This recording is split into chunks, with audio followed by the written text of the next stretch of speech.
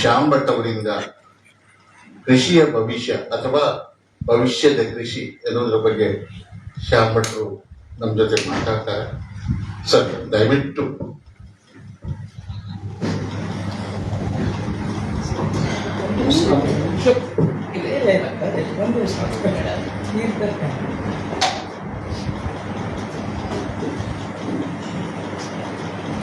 ಶ್ರೀ ಶ್ಯಾಮ್ ಭಟ್ ಅವರು ದೀರ್ಘಕಾಲ ಮಂಗಳೂರು ಆಕಾಶವಾಣಿಯಲ್ಲಿ ಕೃಷಿ ವಿಭಾಗದ ನಿರ್ವಾಹಕರಾಗಿ ಕೆಲಸ ಮಾಡಿರುವರು. ಆ ಬಳಿಕ ಮಣಿಪಾಲದ ಸಮುದಾಯ ಬಾನುಲಿ ಕೇಂದ್ರವನ್ನ ಒಂದಷ್ಟು ವರ್ಷಗಳ ಕಾಲ ಮುನ್ನಡೆಸಿದವರು. ಈಗ ಕೃಷಿಗೆ ಸಂಬಂಧಿಸಿದ ಹಾಗೆ ತನ್ನದೇ ಆದಂತಹ ಒಂದಷ್ಟು ಸ್ಥಳದಲ್ಲಿ ಅವರದೇ ಆದಂತಹ ಪ್ರಯೋಗಗಳನ್ನು ಮಾಡ್ತಾ ಇದ್ದಾರೆ. ಕೃಷಿಯ ಬಗ್ಗೆ ವಿಶೇಷವಾದಂತಹ ತಿಳುವಳಿಕೆ ಹೊಂದಿರುವಂತಹ ಶ್ಯಾಮ್ ಭಟ್ ಅವರು ನಮ್ಮ ಜೊತೆ ಇವತ್ತು ಮಾತಾಡ್ತಾರೆ. ಪ್ರಾಸ್ತಾವಿಕವಾಗಿ ಶ್ರೀಶ್ ಕುಮಾರ್ ಅವರು ಮಾತಾಡ್ತಾರೆ. ಸರ್,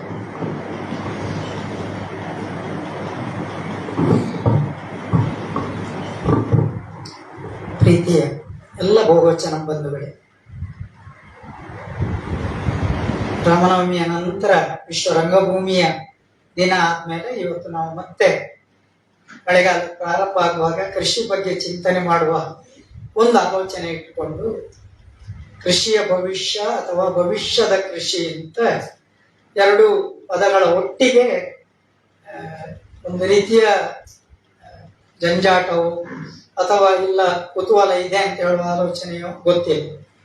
ಒಂದು ಬದಿಯಲ್ಲಿ ಕೃಷಿ ಪರಂಪರೆ, ನಿತ್ಯ ಪತ್ರಿಕೆಗಳು ಹೇಳುವ ಹಾಗೆ ರೈತ ಆತ್ಮಹತ್ಯೆ ಮಾಡಿಕೊಳ್ತಾ ಇದ್ದಾನೆ ಅಂತ ಒಂದು ಬದಿಯಲ್ಲಿ ದೊಡ್ಡ ರಿಪೋರ್ಟ್ಗಳು, ಇನ್ನೊಂದು ಬದಿಯಲ್ಲಿ ಪ್ರಗತಿಪರ ಕೃಷಿಕರು ಅಂತ ಟೈಟ್ಲ್ಗಳಲ್ಲಿ ಒಂದಷ್ಟು ಕೆಲವು ಕೃಷಿಕರ ಪರಂಪರೆ, ಇನ್ನು ಕೆಲವು ರೈತರು ರಾಸಾಯನಿಕಗಳನ್ನು, ಅದು ತುಳುವಿನ ಒಳ್ಳೆಯ ಪದ ಅಂತ ಅನಿಸ್ತದೆ, ದೊರಿಪುನೆ ಅಂತ ತುಳುವಿನಲ್ಲಿ ಒಂದು ಪದ ಇದೆ, ಆ ಪದಗಳ ರೀತಿಯಲ್ಲಿ ಅವರು ಪ್ರಯೋಗ ಮಾಡ್ತಾ ಇದ್ದಾರೆ.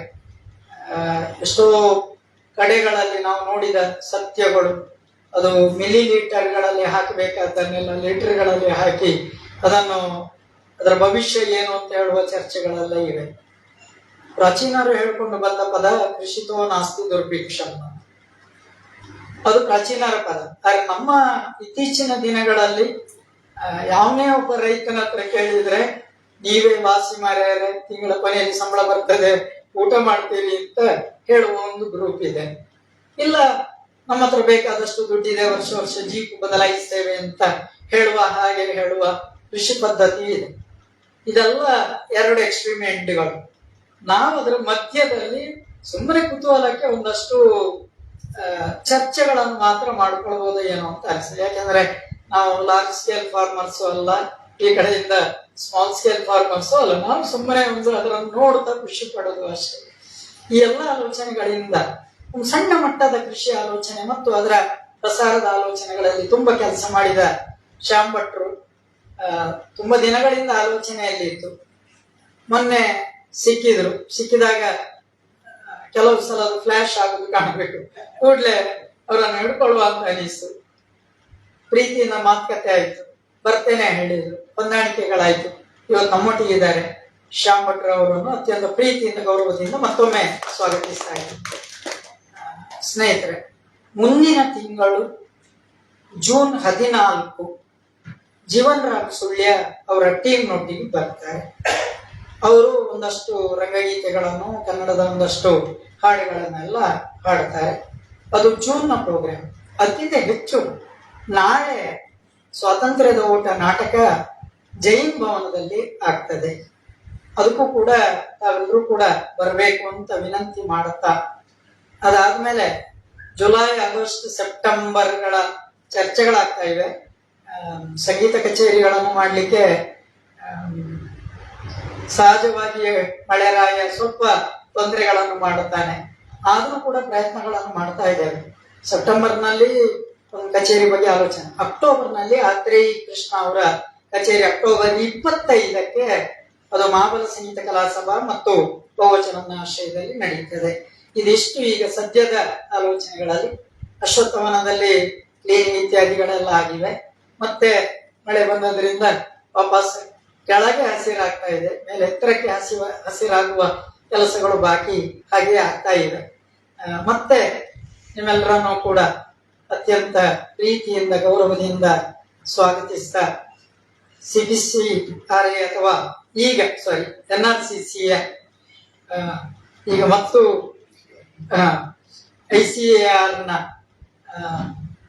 ಒಂದು ಕಾಲಕ್ಕೆ ನಿರ್ದೇಶಕರಾಗಿಯೂ ಕೆಲಸ ಮಾಡಿದ, ಈಗ ಸೈಂಟಿಸ್ಟ್ ಆಗಿ ಕೆಲಸ ಮಾಡ್ತಾ ಇರುವಂತಹ ಶ್ರೀ ಡಾಕ್ಟರ್ ರವಿಪ್ರಸಾದ್ DN ಅವರು ದಯವಿಟ್ಟು ಶ್ಯಾಮ್ ಭಟ್ರನ್ನು ಗೌರವಿಸಬೇಕು ಅಂತ ವಿನಂತಿ ಮಾಡಿಕೊಂಡಿದ್ದಾರೆ.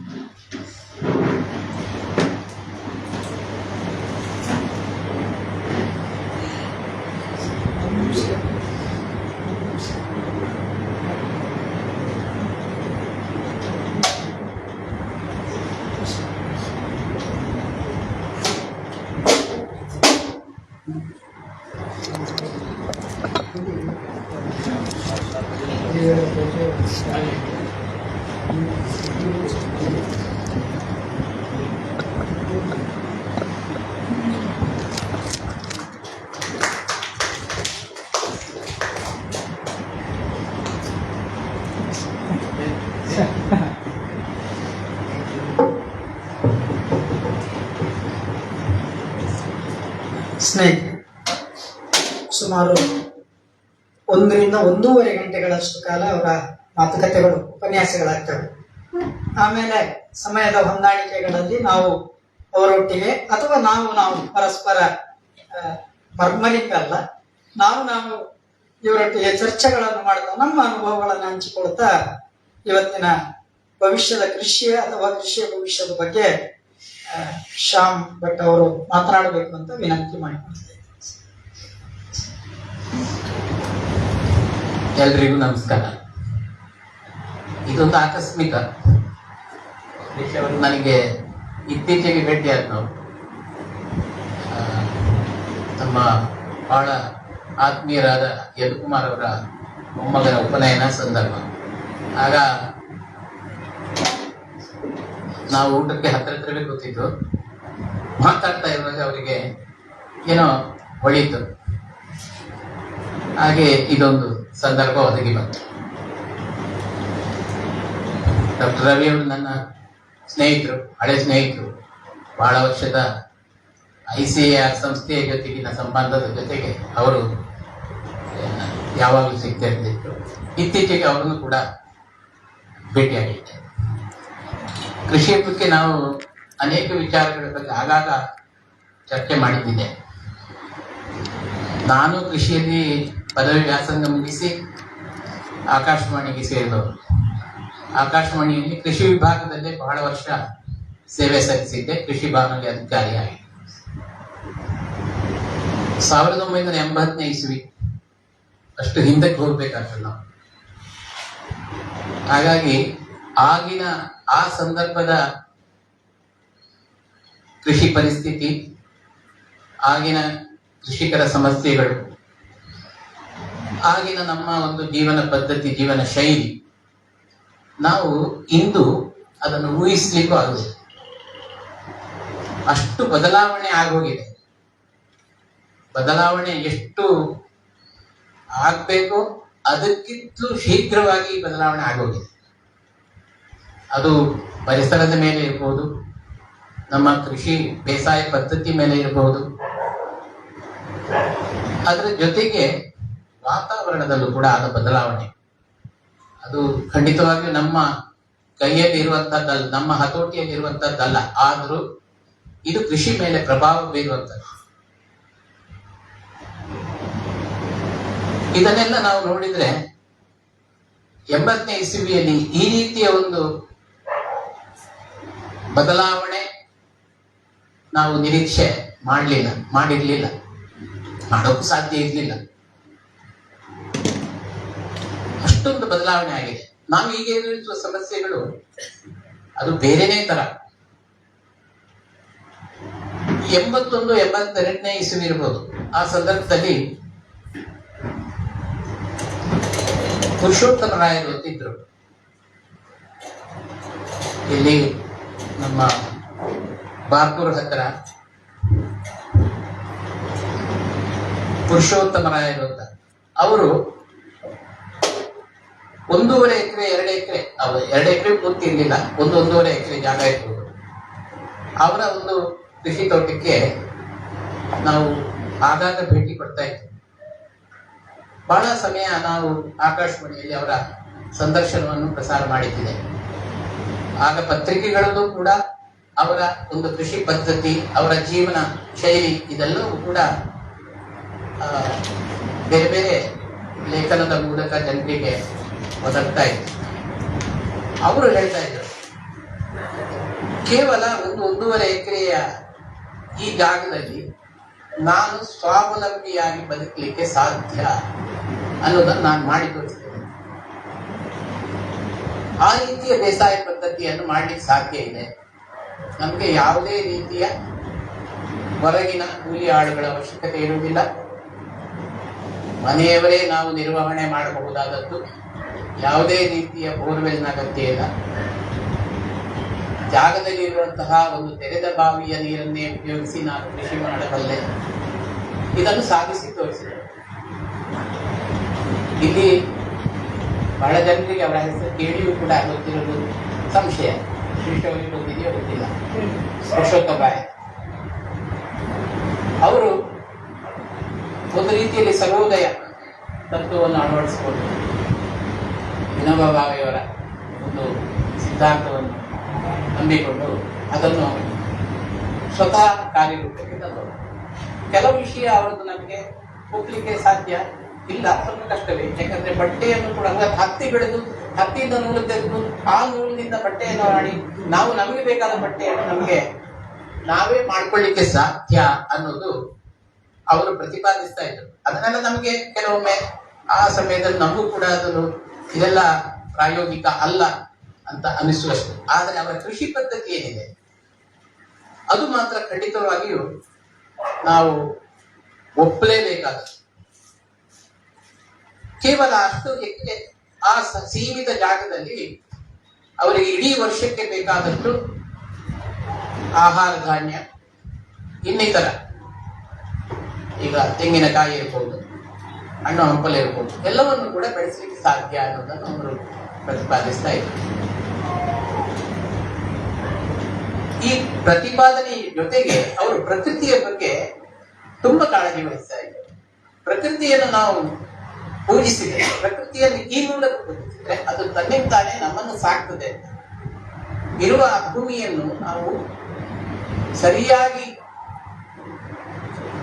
ಬೇಸಾಯ ಮಾಡಿ ಬೇರೆ ಬೇರೆ ಬೆಳೆಗಳನ್ನು ಬೆಳೆದು ಮಣ್ಣು ಹಾಳಾಗದ ಹಾಗೆ ನೀರನ್ನು ಮಿತವ್ಯಯವಾಗಿ ಉಪಯೋಗಿಸಿಕೊಂಡು ನಮಗೆ ಬೇಕಾದಷ್ಟು ಆಹಾರ ಉತ್ಪಾದನೆಯನ್ನು ನಾವು ಮಾಡಿಕೊಳ್ಳಿಕ್ಕೆ ಸಾಧ್ಯ.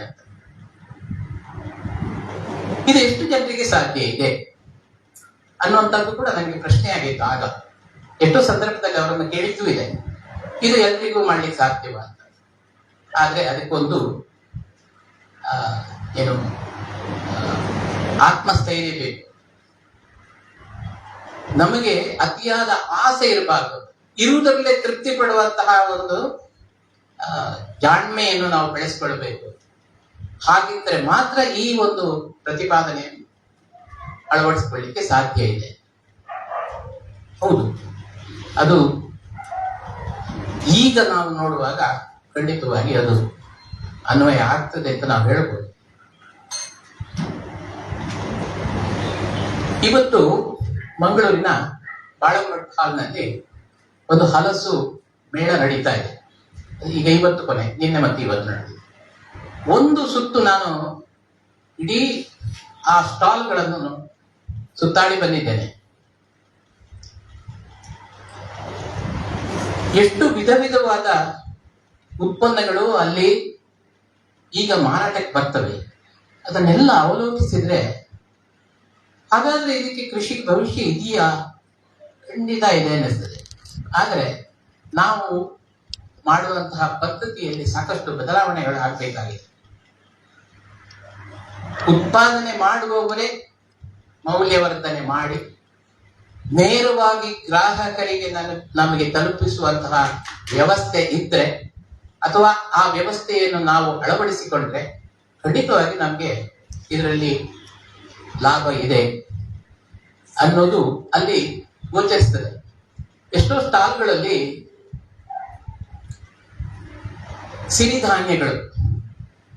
ಸಿರಿಧಾನ್ಯಗಳನ್ನು ನಾವು ಇಲ್ಲಿ ಬೆಳೆಯುವುದಿಲ್ಲ. ಇಲ್ಲಿ ಅಡಿಕೆ, ತೆಂಗು, ಬಾಳೆ, ಕಾಳುಮೆಣಸು, ಹಾಗೆ ಗೇರು ಮುಂತಾದವುಗಳು ನಾವು ಬೆಳೆದರೆ, ಹಣ್ಣು ಹಂಪಲಿನ ಗಿಡಗಳನ್ನು ಬೆಳೆದರೆ ಸಿರಿಧಾನ್ಯವನ್ನು ನಾವಿಲ್ಲಿ ಬೆಳೆಯುವುದಿಲ್ಲ.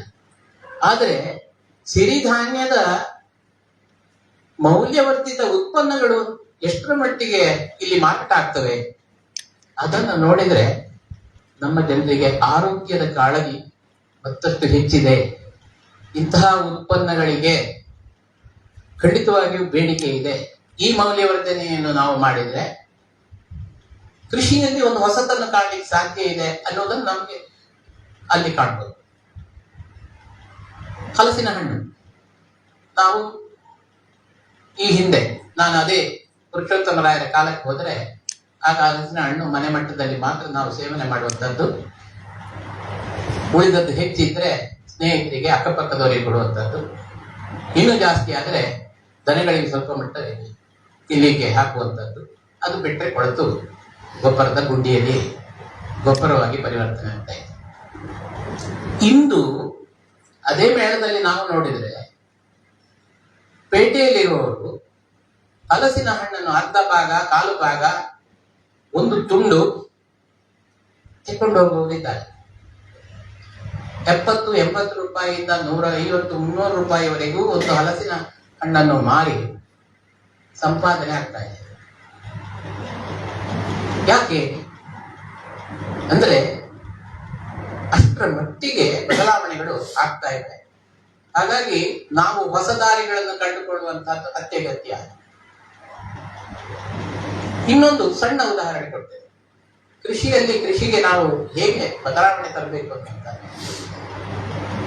ನಾನು ಇದು ಎಲ್ರಿಗೂ ಅನ್ವಯ ಆಗ್ತದೆ ಅಂತ ಹೇಳುವಂತದ್ದಲ್ಲ.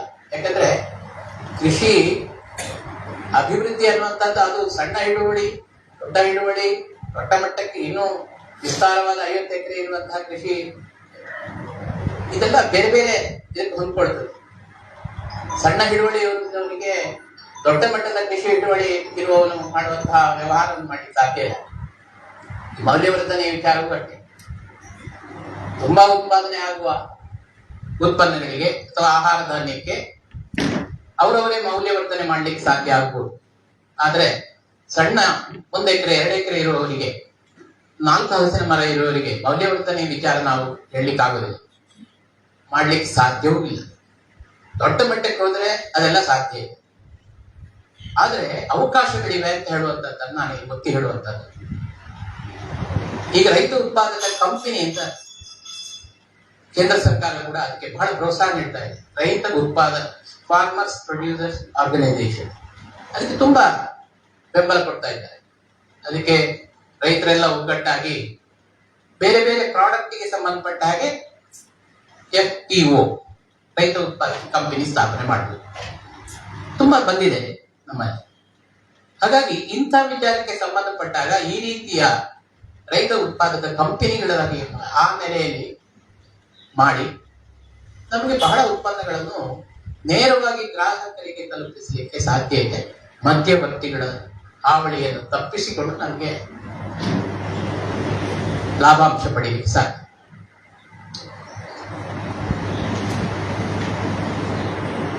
ಕೊಳ್ವಾರ್ ಅವರು ಸಿಕ್ಕಿದ್ರು ಆಗ ನಾವು ಸುಮಾರು ಅದೇ ರೀತಿಯ ಮಾತಾಡಿದ್ರು. ಅವ್ರು ನಮ್ಮ ಬಹಳ ಹಳೆಯ ಸ್ನೇಹಿತರು.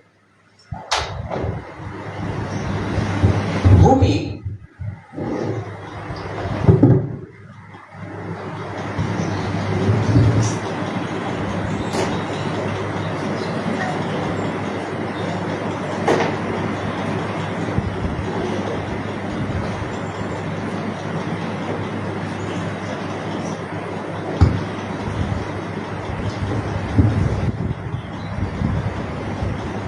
ಕೃಷಿ ಅಭಿವೃದ್ಧಿ ಅಂತ ಹೇಳಿ ನಾವು 4,000 ಅಡಿಕೆ ಗಿಡ, 10,000 ಅಡಿಕೆ ಗಿಡ ಹಾಕುವಂತ ದೊಡ್ಡ ದೊಡ್ಡ ಕೃಷಿ ಕ್ಷೇತ್ರಗಳನ್ನು ನಾವು ನೋಡ್ತೇವೆ. ನೀವು ಬೇರೆ ಬೇರೆ ರಿಪೋರ್ಟ್ಗಳಲ್ಲಿ, ನಲ್ಲಿ ಅಥವಾ ವಾಟ್ಸಪ್ನಲ್ಲೆಲ್ಲ ಬರ್ತಾ ಇರ್ತದೆ ಮೆಸೇಜ್ಗಳು ಅಥವಾ ಅದರ ವಿಡಿಯೋಗಳು ಬರ್ತಾ ಇರ್ತದೆ.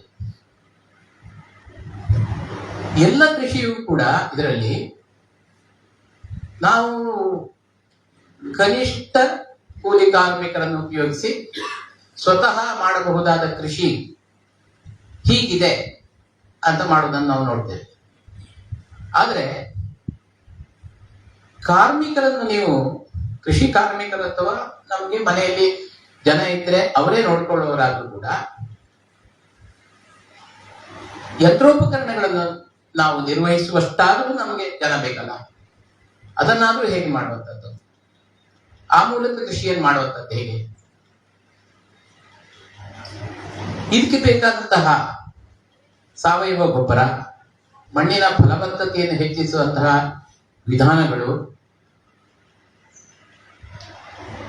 ಇದಕ್ಕೆ ಬೇಕಾದ ಸಂಪನ್ಮೂಲಗಳನ್ನು ಎಲ್ಲಿಂದ ಕ್ರೋಢೀಕರಿಸ್ತೀರಿ, ಹೇಗೆ ಮಾಡ್ತೀರಿ? ಕೃಷಿ ವಿಜ್ಞಾನ ಓದುವ ಸಂದರ್ಭದಲ್ಲಿ ಮೂಲಭೂತವಾಗಿ ಹೇಳ್ತಾರೆ, ಮಣ್ಣು ನೀರು ಎರಡು ಮೂಲಭೂತವಾಗಿ ನಮಗೆ ಬೇಕಾಗಿರುವಂತಹದ್ದು ಸಂಪನ್ಮೂಲಗಳು. ಮಣ್ಣು ಸ್ವಲ್ಪ ಮಟ್ಟಿಗಾದರೂ ನಮಗೆ ಅದನ್ನು ಪರಿವರ್ತನೆ ಮಾಡ್ಕೊಳ್ಳಿಕ್ಕಾದರೂ ಸಾಧ್ಯ ಇದೆ. ನೀರು ಕೂಡ ಹಾಗೆ, ಮಳೆ ಬಿದ್ದರೆ ನೀರು ಕೆಲವು ಕಡೆ, ಮಳೆ ಇಲ್ಲದಿದ್ದರೆ ನೀರಿಲ್ಲ, ಬೋರ್ವೆಲ್ ಮೂಲಕ ಹೋಗ್ಬೇಕು. ಬೋರ್ವೆಲ್ಲು ಎಷ್ಟು ಆಳದಿಂದ ನೀರು ತೆಗಿತೀರಿ? ಇವೆಲ್ಲ ಪ್ರಶ್ನೆಗಳೇ. ಕೆಲವರಿಗೆ 3-4 ಬೋರ್ವೆಲ್ ಹಾಕಿದ್ರು ನೀರು ಸಿಗೋದಿಲ್ಲ. ಕೆಲವು ತೋಟಗಳಲ್ಲಿ ಕೇವಲ ಒಂದು ಬೋರ್ನಲ್ಲೇ ಅವರಿಗೆ ಬೇಕಾದಷ್ಟು 4 ಇಂಚು ನೀರು 5 ಇಂಚು ನೀರು ಸಿಕ್ಕಿದೆ ಅಂತ ಹೇಳುವಂಥದ್ದನ್ನು ಕೇಳಿದ್ದೇವೆ. ಆದರೆ ಅದು ಮತ್ತೆ ಪುನಃ 2-3 ವರ್ಷದಲ್ಲಿ ಬರಿದಾಗುವಂಥದ್ದನ್ನು ನೋಡ್ತೇವೆ.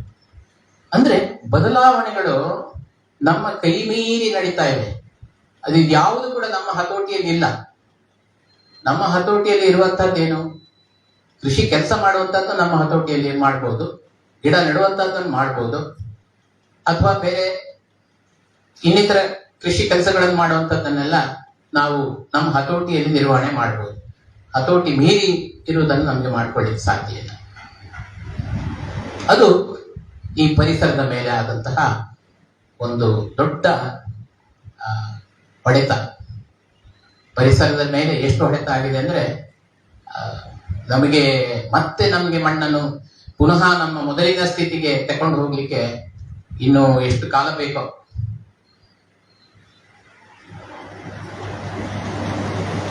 ಒಂದು ನನ್ನ ಉದಾಹರಣೆ ಕೊಡ್ತೀನಿ, ನಾನು ಇದನ್ನೇ ಮತ್ತೆ ಪ್ರಸ್ತಾಪ ಮಾಡ್ತೇನೆ. 1 ಎಕರೆ ಭೂಮಿ 2013ರಲ್ಲಿ ನಾನು ಖರೀದಿ ಮಾಡಿದ್ದೇನೆ. 1 ಎಕರೆ ಜಾಗ, ಪೂರ್ತಿ ಇಳಿಜಾರಾದ ಭೂಮಿ. ಯಾಕಂದ್ರೆ ಇಲ್ಲಿ ನಾನು ಸಮಸ್ಯೆಗಳನ್ನು ತಗೊಂಡು ಬಂದದ್ದು ಅಷ್ಟೇ. ನಿಮಗೆ ಅದರ ವಿಶ್ಲೇಷಣೆ ಮಾಡೋಣ ಹೇಗೆ ಯಾವ ತರ ಅಂತ. ತುಂಬಾ ಇಳಿಜಾರಾದ ಭೂಮಿ. 15 ವರ್ಷದಿಂದ ಆ ಭೂಮಿಯ ಒಳಗಡೆ ಯಾವ ಮನುಷ್ಯನು ಕೂಡ ಅದರೊಳಗಡೆ ಪ್ರವೇಶ ಮಾಡಿರಲಿಲ್ಲ. ಆ ರೀತಿಯ ದಟ್ಟವಾದ ಮುಳ್ಳು, ಪೊದರು, ಎಡೆಯಲ್ಲಿ ಕೆಲವು ಮರಗಳಿಂದ ಕೂಡಿದಂತಹ ಸ್ಥಳ. ಆದರೆ ಆ ಜಾಗದಲ್ಲಿ ಒಂದಿಷ್ಟು ಮಣ್ಣನ್ನು ಏರುಪೇರು ಮಾಡದೆ ಏನಾದ್ರೂ ಗಿಡ ನೆಡಬೇಕು ಅನ್ನುವ ಒಂದು ಆಲೋಚನೆ ನನಗಿತ್ತು. ಮಣ್ಣನ್ನು ನಾನು ಸ್ವಲ್ಪವೂ ಕೆದಕಬಾರದು, ಇದ್ದ ಜಾಗದಲ್ಲಿ ಗಿಡಗಳನ್ನು ನೆಡಬೇಕು ಅಂತ. ಆದ್ರೆ ನನ್ನ ಆಸೆ ಕೈಗೂಡಲಿಲ್ಲ. ಯಾಕಂದ್ರೆ ಅದರ ಒಳಗಡೆ ಮನುಷ್ಯ ಕೂಡ ಹೋಗ್ಲಿಕ್ಕೆ ಆಗದಂತಹ ಜಾಗ, ಹೇಗೆ ಅದನ್ನು ನಿರ್ವಹಣೆ ಮಾಡುವಂಥದ್ದು? ಯಾವ ಕಾರ್ಮಿಕನು ಕೂಡ ಅದರೊಳಗಡೆ ಪ್ರವೇಶ ಮಾಡಲಿಕ್ಕೆ ಸಾಧ್ಯ ಇಲ್ಲ. ಕೊನೆಗೆ ಭೂಮಿಯನ್ನು ಸಮತಟ್ಟು ಮಾಡುವಂತಹ ಯೋಜನೆಗೆ ಹೋಗ್ಬೇಕಾಯ್ತು. JCB ಬಂತು. JCB ಬಂದಾಗ್ಲೂ ಕೂಡ ಮೇಲ್ಪದರದ ಆ 4 ಇಂಚು 5 ಇಂಚು ಮಣ್ಣನ್ನು ಹಾಗೆಯೇ ಅದನ್ನು ಉಳಿಸ್ಕೊಳ್ಬೇಕು ಅನ್ನೋ ಒಂದು ಆಸೆ ನನ್ನ. ಯಾಕಂದ್ರೆ ಆ ಮೇಲ್ಪದರದ 4-5 ಇಂಚು ಮಣ್ಣು ಹ್ಯೂಮಸ್ ಭರಿತವಾದ ಮಣ್ಣು, ಫಲವತ್ತಾದ ಮಣ್ಣು, ಅದು ಆಗ್ಬೇಕಾದ್ರೆ ಎಷ್ಟು ವರ್ಷ ತಾಗಿರ್ಬಹುದು, ಎಷ್ಟೋ ವರ್ಷ ತಾಗಿರ್ತದೆ. ಅದನ್ನು ಮತ್ತೆ ಸೃಷ್ಟಿ ಮಾಡಬೇಕಾದ್ರೆ ಇನ್ನು ಮತ್ತೆ ನನ್ನ ಜೀವಮಾನ ಸಾಕಾಗೋದಿಲ್ಲ. ಅಷ್ಟು ವರ್ಷ ಬೇಕು. ಎಲ್ಲ ಭೂಮಿಯಲ್ಲೂ ಅಷ್ಟೇ, ಮೇಲ್ಪದರದ ಆ ಮಣ್ಣನ್ನು ನಾವು ಕಾಪಾಡಿಕೊಂಡು ಬರದೇ ಇದ್ರೆ ನೀವು ಎಷ್ಟೇ ಕೃಷಿ ಮಾಡಿದ್ರು ಕೂಡ ಮತ್ತೆ ಆ ಹಂತಕ್ಕೆ ಬರಬೇಕಾದ್ರೆ ಅಷ್ಟೇ ವರ್ಷ ಬೇಕು, ಅಷ್ಟೇ ಸಂಪನ್ಮೂಲವು ಕೂಡ ಬೇಕಾಗ್ತದೆ, ಅಷ್ಟೇ ಸಾವಯವ ಅಂಶ ಬೇಕಾಗ್ತದೆ. ಅದನ್ನು ನೀವು ಪೂರೈಸಿದ್ರೆ ಮಾತ್ರ ಆ ಹಂತಕ್ಕೆ ತರಬಹುದು. ಅಷ್ಟೆಲ್ಲಿದೆ, ಹ್ಯಾಕ್ ಮಾಡ್ತೀವಿ? JCB ಬಂದ ಮೇಲೆ ಸಮತಟ್ಟಾಯ್ತು. ಸಮತಟ್ಟಾಗಿ ನಾನು ಹೇಳಿದಂತೆ ಮೇಲ್ಪದರದ ಮಣ್ಣನ್ನು ನನಗೆ ಉಳಿಸ್ಕೊಳ್ಳಿಕ್ಕೆ ಸಾಧ್ಯ ಆಗಲಿಲ್ಲ. ನಾನು ಅದನ್ನು ಪ್ರತ್ಯೇಕವಾಗಿ ಒಂದು ಕಡೆ ರಾಶಿ ಹಾಕಿ ಗಿಡ ನೆಟ್ಟ ಮೇಲೆ ಅದೇ ಮಣ್ಣನ್ನು ಮತ್ತೆ ಪುನಃ ಹಾಕಬೇಕು ಅನ್ನುವ ಯೋಚನೆ ಇದ್ದವನು. ಆದ್ರೆ ಅದು ಮಾಡ್ಲಿಕ್ಕೆ ಆಗ್ಲಿಲ್ಲ, ಕೈಬಿಟ್ಟು ಆಯ್ತು, ಮುಂದುವರಿಯಿತು. ಸಮತಟ್ಟು ಮಾಡಿ ಹೊಂಡಗಳೆಲ್ಲ ತೋಡಿ ಗಿಡ ನೆಡುವ ಹಂತಕ್ಕೆ ಬರುವಾಗ ಬಹಳ ಜನ ನನಗೆ ಸಲಹೆ ನೀಡಿದರು.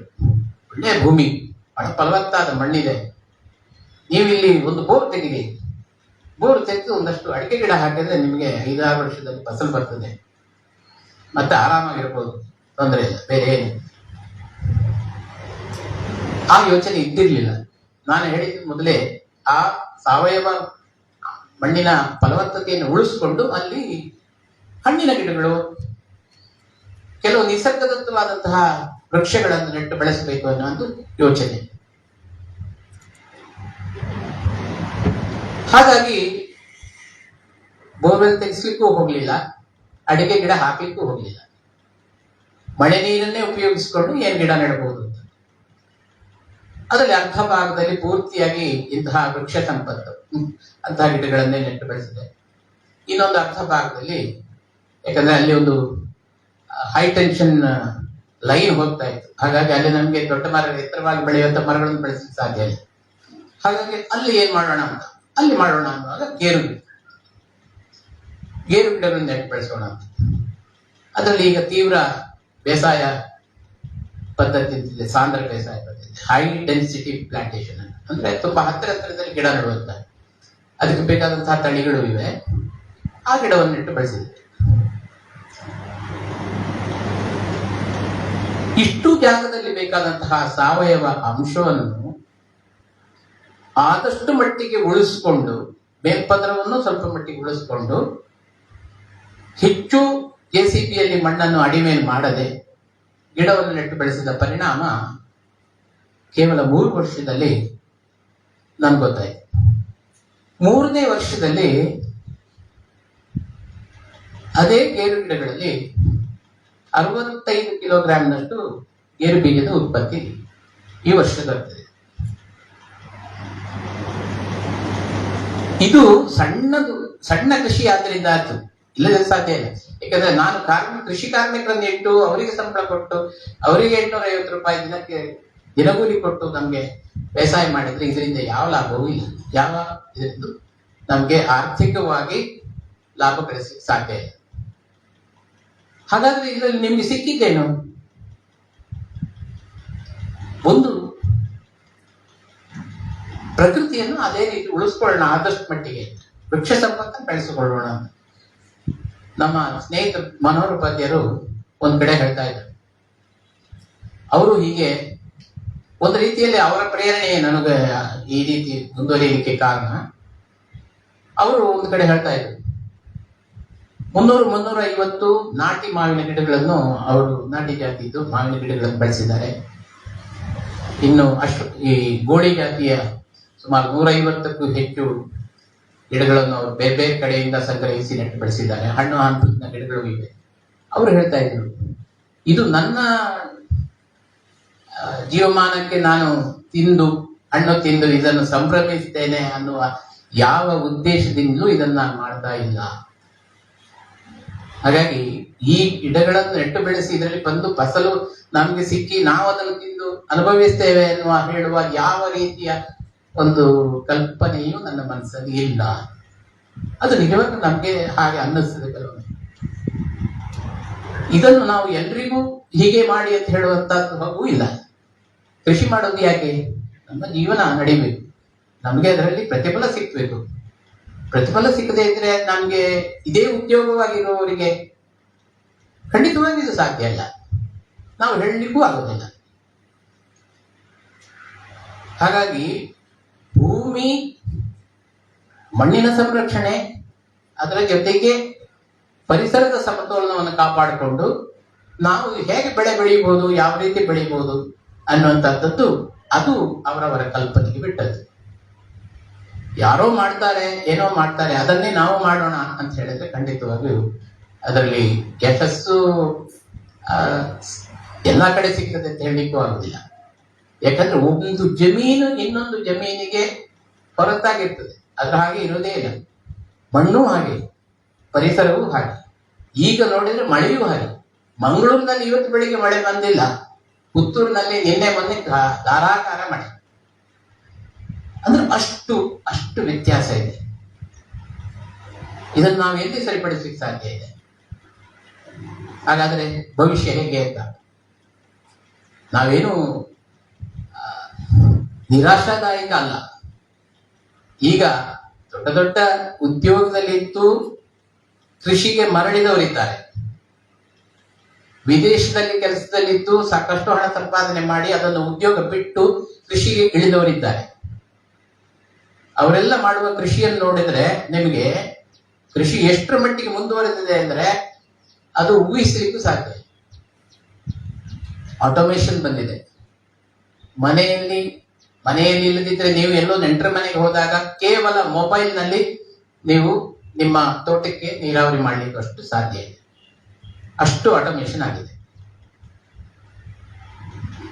ಮಣ್ಣಿನ ಮಣ್ಣಿನ ರಸಸಾರ ಮಟ್ಟ ತಿಳ್ಕೊಳ್ಳಿಕ್ಕೆ ಬೇಕಾದಂತಹ ಸಾಧನಗಳಿವೆ.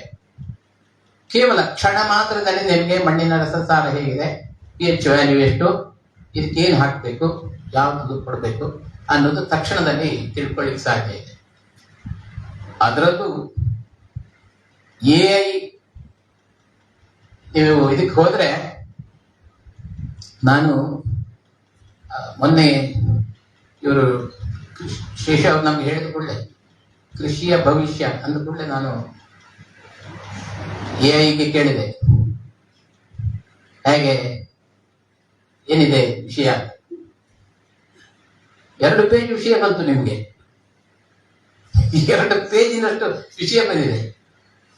ಏನೇನು ಮಾಡಬಹುದು ಅಂತ, ಕೃಷಿ ಭವಿಷ್ಯ ಹೇಗಿದೆ ಅಂತ. ಹಾಗೆ ಈಗ ನಿಮ್ಮ ಗಿಡದ ಹತ್ರ ಹೋಗಿ ನೀವು ಗಿಡದ ಎಲೆಯ ಒಂದು ಫೋಟೋವನ್ನು ಕಳಿಸಿದ್ರೆ ಅದರಲ್ಲಿ ಏನು ಕೊರತೆ ಇದೆ ಅಥವಾ ಯಾವ್ದಾದ್ರು ಒಂದು ಸಣ್ಣ ಕೀಟ ಇದ್ರೆ ನೀವು ಡಾಕ್ಟರ್ ರವಿ ಹತ್ರವರೆಗೆ ಹೋಗಿ ಇದು ಯಾವ್ದು ಕೀಟ ಅಂತ ಹೇಳಬೇಕಾಗೇ ಇಲ್ಲ. ತಕ್ಷಣದಲ್ಲಿ ಅದು ಯಾವ ಕೀಟ ಅಂತ ಹೇಳ್ಬಿಡುತ್ತದೆ. ಅದಕ್ಕೆ ಸ್ಪ್ರೇ ಕೊಡಬೇಕು ಅನ್ನೋದನ್ನು ಕೂಡ ಹೇಳ್ತದೆ. ಎಲ್ಲವೂ 100ಕ್ಕೆ 100 ಸತ್ಯ ಅಂತ ಅಲ್ಲ, ಆದ್ರೆ ನಿಮಗೆ ವಿಮರ್ಶೆ ಮಾಡ್ಲಿಕ್ಕೆ ಗೊತ್ತಿರ್ಬೇಕು ಅದು ಹೌದಾ ಅಲ್ವಾ ಅನ್ನೋದನ್ನು. ಅದು ಹೇಳಿದ್ದೇ ಸತ್ಯ ಅಂತ ಹೇಳ್ಕೊಂಡು ಹೋದ್ರೆ ಆಗ್ಲಿಕ್ಕಿಲ್ಲ. ಆದ್ರೆ ಒಂದು ಸ್ವಲ್ಪ ಮಟ್ಟಿಗೆ ನಿಮಗೆ ಜ್ಞಾನ ಕೊಡ್ತದೆ. ಹಾಗಾಗಿ ಇನ್ನು ಮುಂದಿನ ನಮ್ಮ ಹೆಜ್ಜೆ ಏನಂದ್ರೆ ತಂತ್ರಜ್ಞಾನ, ಒಂದು ಟೆಕ್ನಾಲಜಿ ಎಲ್ಲ ಕಡೆ ವ್ಯಾಲ್ಯೂ ಎಡಿಷನ್ ಇರ್ಬೋದು, ಕೃಷಿ ಯಾವುದೇ ಅಗ್ರಿಕಲ್ಚರ್ ಪ್ರೊಡ್ಯೂಸ್ ಇರ್ಬೋದು, ಅದನ್ನು ನೇರವಾಗಿ ಗ್ರಾಹಕರಿಗೆ ತಲುಪಿಸಿರುವುದು ಇರ್ಬೋದು, ಅಥವಾ ಅದರ ಮೌಲ್ಯವರ್ಧನೆ ಎಲ್ಲ ವಿಷಯಕ್ಕೂ ಬರ್ತದೆ. ಮುಡಿಪು ಹತ್ರ ನಮ್ಮ ಸ್ನೇಹಿತರೊಬ್ಬರು ಭತ್ತದ ಕೃಷಿ ಮಾಡ್ತಾರೆ. ಅವರ ಉದ್ಯೋಗ ಪ್ರಿಂಟಿಂಗ್ ಪ್ರೆಸ್. ಅವರು ಈ ರೀತಿಯ ಒಂದು ಸಾಹಿತ್ಯಾಸಕ್ತರ ಒಂದು ಗುಂಪಿನಲ್ಲಿ ಇದ್ದಾರೆ. ಆ ಗುಂಪಿನ ಸದಸ್ಯರೆಲ್ಲರೂ ಒಟ್ಟು ಸೇರಿ ಬಾಡಿಗೆಗೆ ಜಾಗ ತಕೊಂಡು ಲೀಸ್ ಮೇಲೆ ಅವರು ಏನೇನು ಬೆಳೆ ಬೆಳೀತಾರೆ. ಸುಮಾರು 10 ಎಕರೆ ಒಟ್ಟಾರೆ. ಅವರದ್ದು ಸ್ವಂತ ಜಾಗ ಅಂತ ಇಲ್ಲ, ಅವರದ್ದಿರೋದು ಕೇವಲ 1 ಎಕರೆ ಜಾಗ. ಉಳಿದದ್ದೆಲ್ಲ ಅವರ ಹತ್ತಿರದ ಇಡೀ ಬೈಲಿನಲ್ಲಿ ಒಟ್ಟು ಒಂದು 10 ಎಕರೆ ಜಾಗದಲ್ಲಿ ಪ್ರತಿ ವರ್ಷ ಭತ್ತದ ಬೆಳೆ ಬೆಳೀತಾರೆ. ಭತ್ತದ ಬೆಳೆ ಬೆಳೆದು ಕೆಂಪಕ್ಕಿ ಅದನ್ನು ಮಾಡಿಸಿ, ತಾಜಾ ಕೆಂಪಕ್ಕಿ, ಪಾಲಿಶ್ಡ್ ಅಲ್ಲ, ಅನ್ಪಾಲಿಶ್ಡ್ ಕೆಂಪಕ್ಕಿ ಮಾಡಿ 5 ಕಿಲೋಗ್ರಾಮ್ನ ಪ್ಯಾಕೆಟ್ ಮಾಡಿ ಆ ಬಳಗದ ಎಲ್ಲಾ ಸದಸ್ಯರು ಅವರಿಗೆ ಬೇಕಾದಷ್ಟು ಅಕ್ಕಿಯನ್ನು ಹಂಚಿಕೊಳ್ತಾರೆ. ಆಸಕ್ತರಿದ್ರೆ, ಅದೇ ಅಕ್ಕಿಯನ್ನು ಬಯಸುವವರಿದ್ರೆ ಅವರಿಗೆ ಹಂಚ್ತಾರೆ. ಹೀಗೆ ಪ್ರತಿ ವರ್ಷ ಈಗ 2 ವರ್ಷದಿಂದ ಸತತವಾಗಿ ಮಾಡ್ತಾ ಇದ್ದಾರೆ. ಇದು ಇದು ಕೂಡ ಹಾಗೆ, ಇದರಲ್ಲಿ ಲಾಭ ಬರ್ತದೆ ಅಂತಲ್ಲ. ಆದರೆ ಒಂದು ಚಿಂತನೆ ಏನಂದ್ರೆ, ಹಡಿಲು ಬಿಟ್ಟ ಭೂಮಿಯಲ್ಲಿ ಕೃಷಿ ಆಗ್ತದೆ. ಕೃಷಿಯ ಜೊತೆಗೆ ಆಸಕ್ತಿ ಇರುವ ಗ್ರಾಹಕರಿಗೆ ನೇರವಾಗಿ ಒಳ್ಳೆಯ ಕಡೆ ಅಕ್ಕಿ ಸಿಕ್ಕುವ ಹಾಗೆ ವ್ಯವಸ್ಥೆ ಆಗ್ತದೆ. ಸಮಾನ ಆಸಕ್ತರು ಸೇರ್ಕೊಂಡು ಮಾಡುವಂಥದ್ದು. ಇಡೀ ಕೃಷಿ ವೆಚ್ಚಗಳನ್ನೆಲ್ಲ ಹಂಚಿಕೊಳ್ತಾರೆ. ಅವರು ಸಿಕ್ಕಿದಾಗ ಹೇಳಿದ್ರು, ನಮ್ಗೆ ಇದರಲ್ಲಿ ಯಾವುದೇ ರೀತಿಯ ಲಾಭ ಇಲ್ಲ, ಆದರೆ ನಮಗೆ ಬೇಕಾದ ಅಕ್ಕಿ ಊಟಕ್ಕೆ ಸಿಗ್ತದೆ, ಅದೇ ಒಂದು ತೃಪ್ತಿ. ಖರ್ಚು ಸ್ವಲ್ಪ ಹೆಚ್ಚಾದ್ರೂ ಚಿಂತಿಲ್ಲ, ನಮಗೆ ಆ ಅಕ್ಕಿ ಊಟಕ್ಕೆ ಸಿಗ್ತದಲ್ಲ ಅನ್ನೋ ಒಂದು ಸಮಾಧಾನ. ಹಾಗಾಗಿ ನಾವು ನಿರಾಸಕ್ತಿ ಅಂತ ಖಂಡಿತವಾಗಿ ಹೇಳಲಿಕ್ಕೆ ಸಾಧ್ಯ ಇಲ್ಲ. ಆದರೆ ಭವಿಷ್ಯದಲ್ಲಿ ಕೃಷಿ, ಈ ರೀತಿಯ ಕೃಷಿಯಲ್ಲಿ ಬದಲಾವಣೆ ನಾವು ತಂದ್ರೆ ಮಾತ್ರ ಕೃಷಿ ಮಾಡ್ಲಿಕ್ಕೆ ಸಾಧ್ಯ. ನಮ್ಮಲ್ಲಿ ಹೆಚ್ಚಿನ ಅಡಿಕೆ ತೋಟ ಅಥವಾ ಈ ಊರಿನಲ್ಲಿ ನಮ್ಗೆ ಎಲ್ಲಾ ನೆಂಟರ ಮನೆಗೆ ಹೋದ್ರೆ ಕೆಲಸಕ್ಕೆ ಬರುವವರು, ಅಲ್ಲಿ ತೋಟದ ಕೆಲಸ ಅದು ಇದು ಎಲ್ಲ ಮಾಡುವವರು ಎಲ್ಲ ಉತ್ತರ ಭಾರತ, ಬಿಹಾರದಿಂದ ಅಲ್ಲಿಂದ ಇಲ್ಲಿಂದ ಬಂದವರು. ಮೊದಲು ಒಂದು 20 ವರ್ಷದ ಹಿಂದೆ ಉತ್ತರ ಕರ್ನಾಟಕದವರು ಇದ್ರು, ಅವರು ಬಂದು ಕೆಲಸ ಮಾಡ್ತಾ ಇದ್ರು. ಅವರು ಇಲ್ಲಿ ಬಂದು ಇಲ್ಲಿಯ ಕೆಲಸಗಳನ್ನು ಕಲಿತು ಆಮೇಲೆ ಇಲ್ಲಿ ತೋಟಗಳಲ್ಲಿ ಕೆಲಸ ಮಾಡ್ತಾ ಇದ್ರು, ಅಡಿಕೆ ಸುಲಿತಾ ಇದ್ರು, ಕೊಯ್ತಾ ಇದ್ರು, ಎಲ್ಲ ಮಾಡ್ತಾ ಇದ್ರು. ಅವರು ಈಗ ಪೂರ್ತಿಯಾಗಿ ಬದಲಾವಣೆ ಆಗಿದೆ, ಸ್ಥಿತ್ಯಂತರ ಆಗಿದೆ. ಈಗ ಉತ್ತರ ಭಾರತದವರು ಬಂದು ಮಾಡ್ತಾ ಇದ್ದಾರೆ.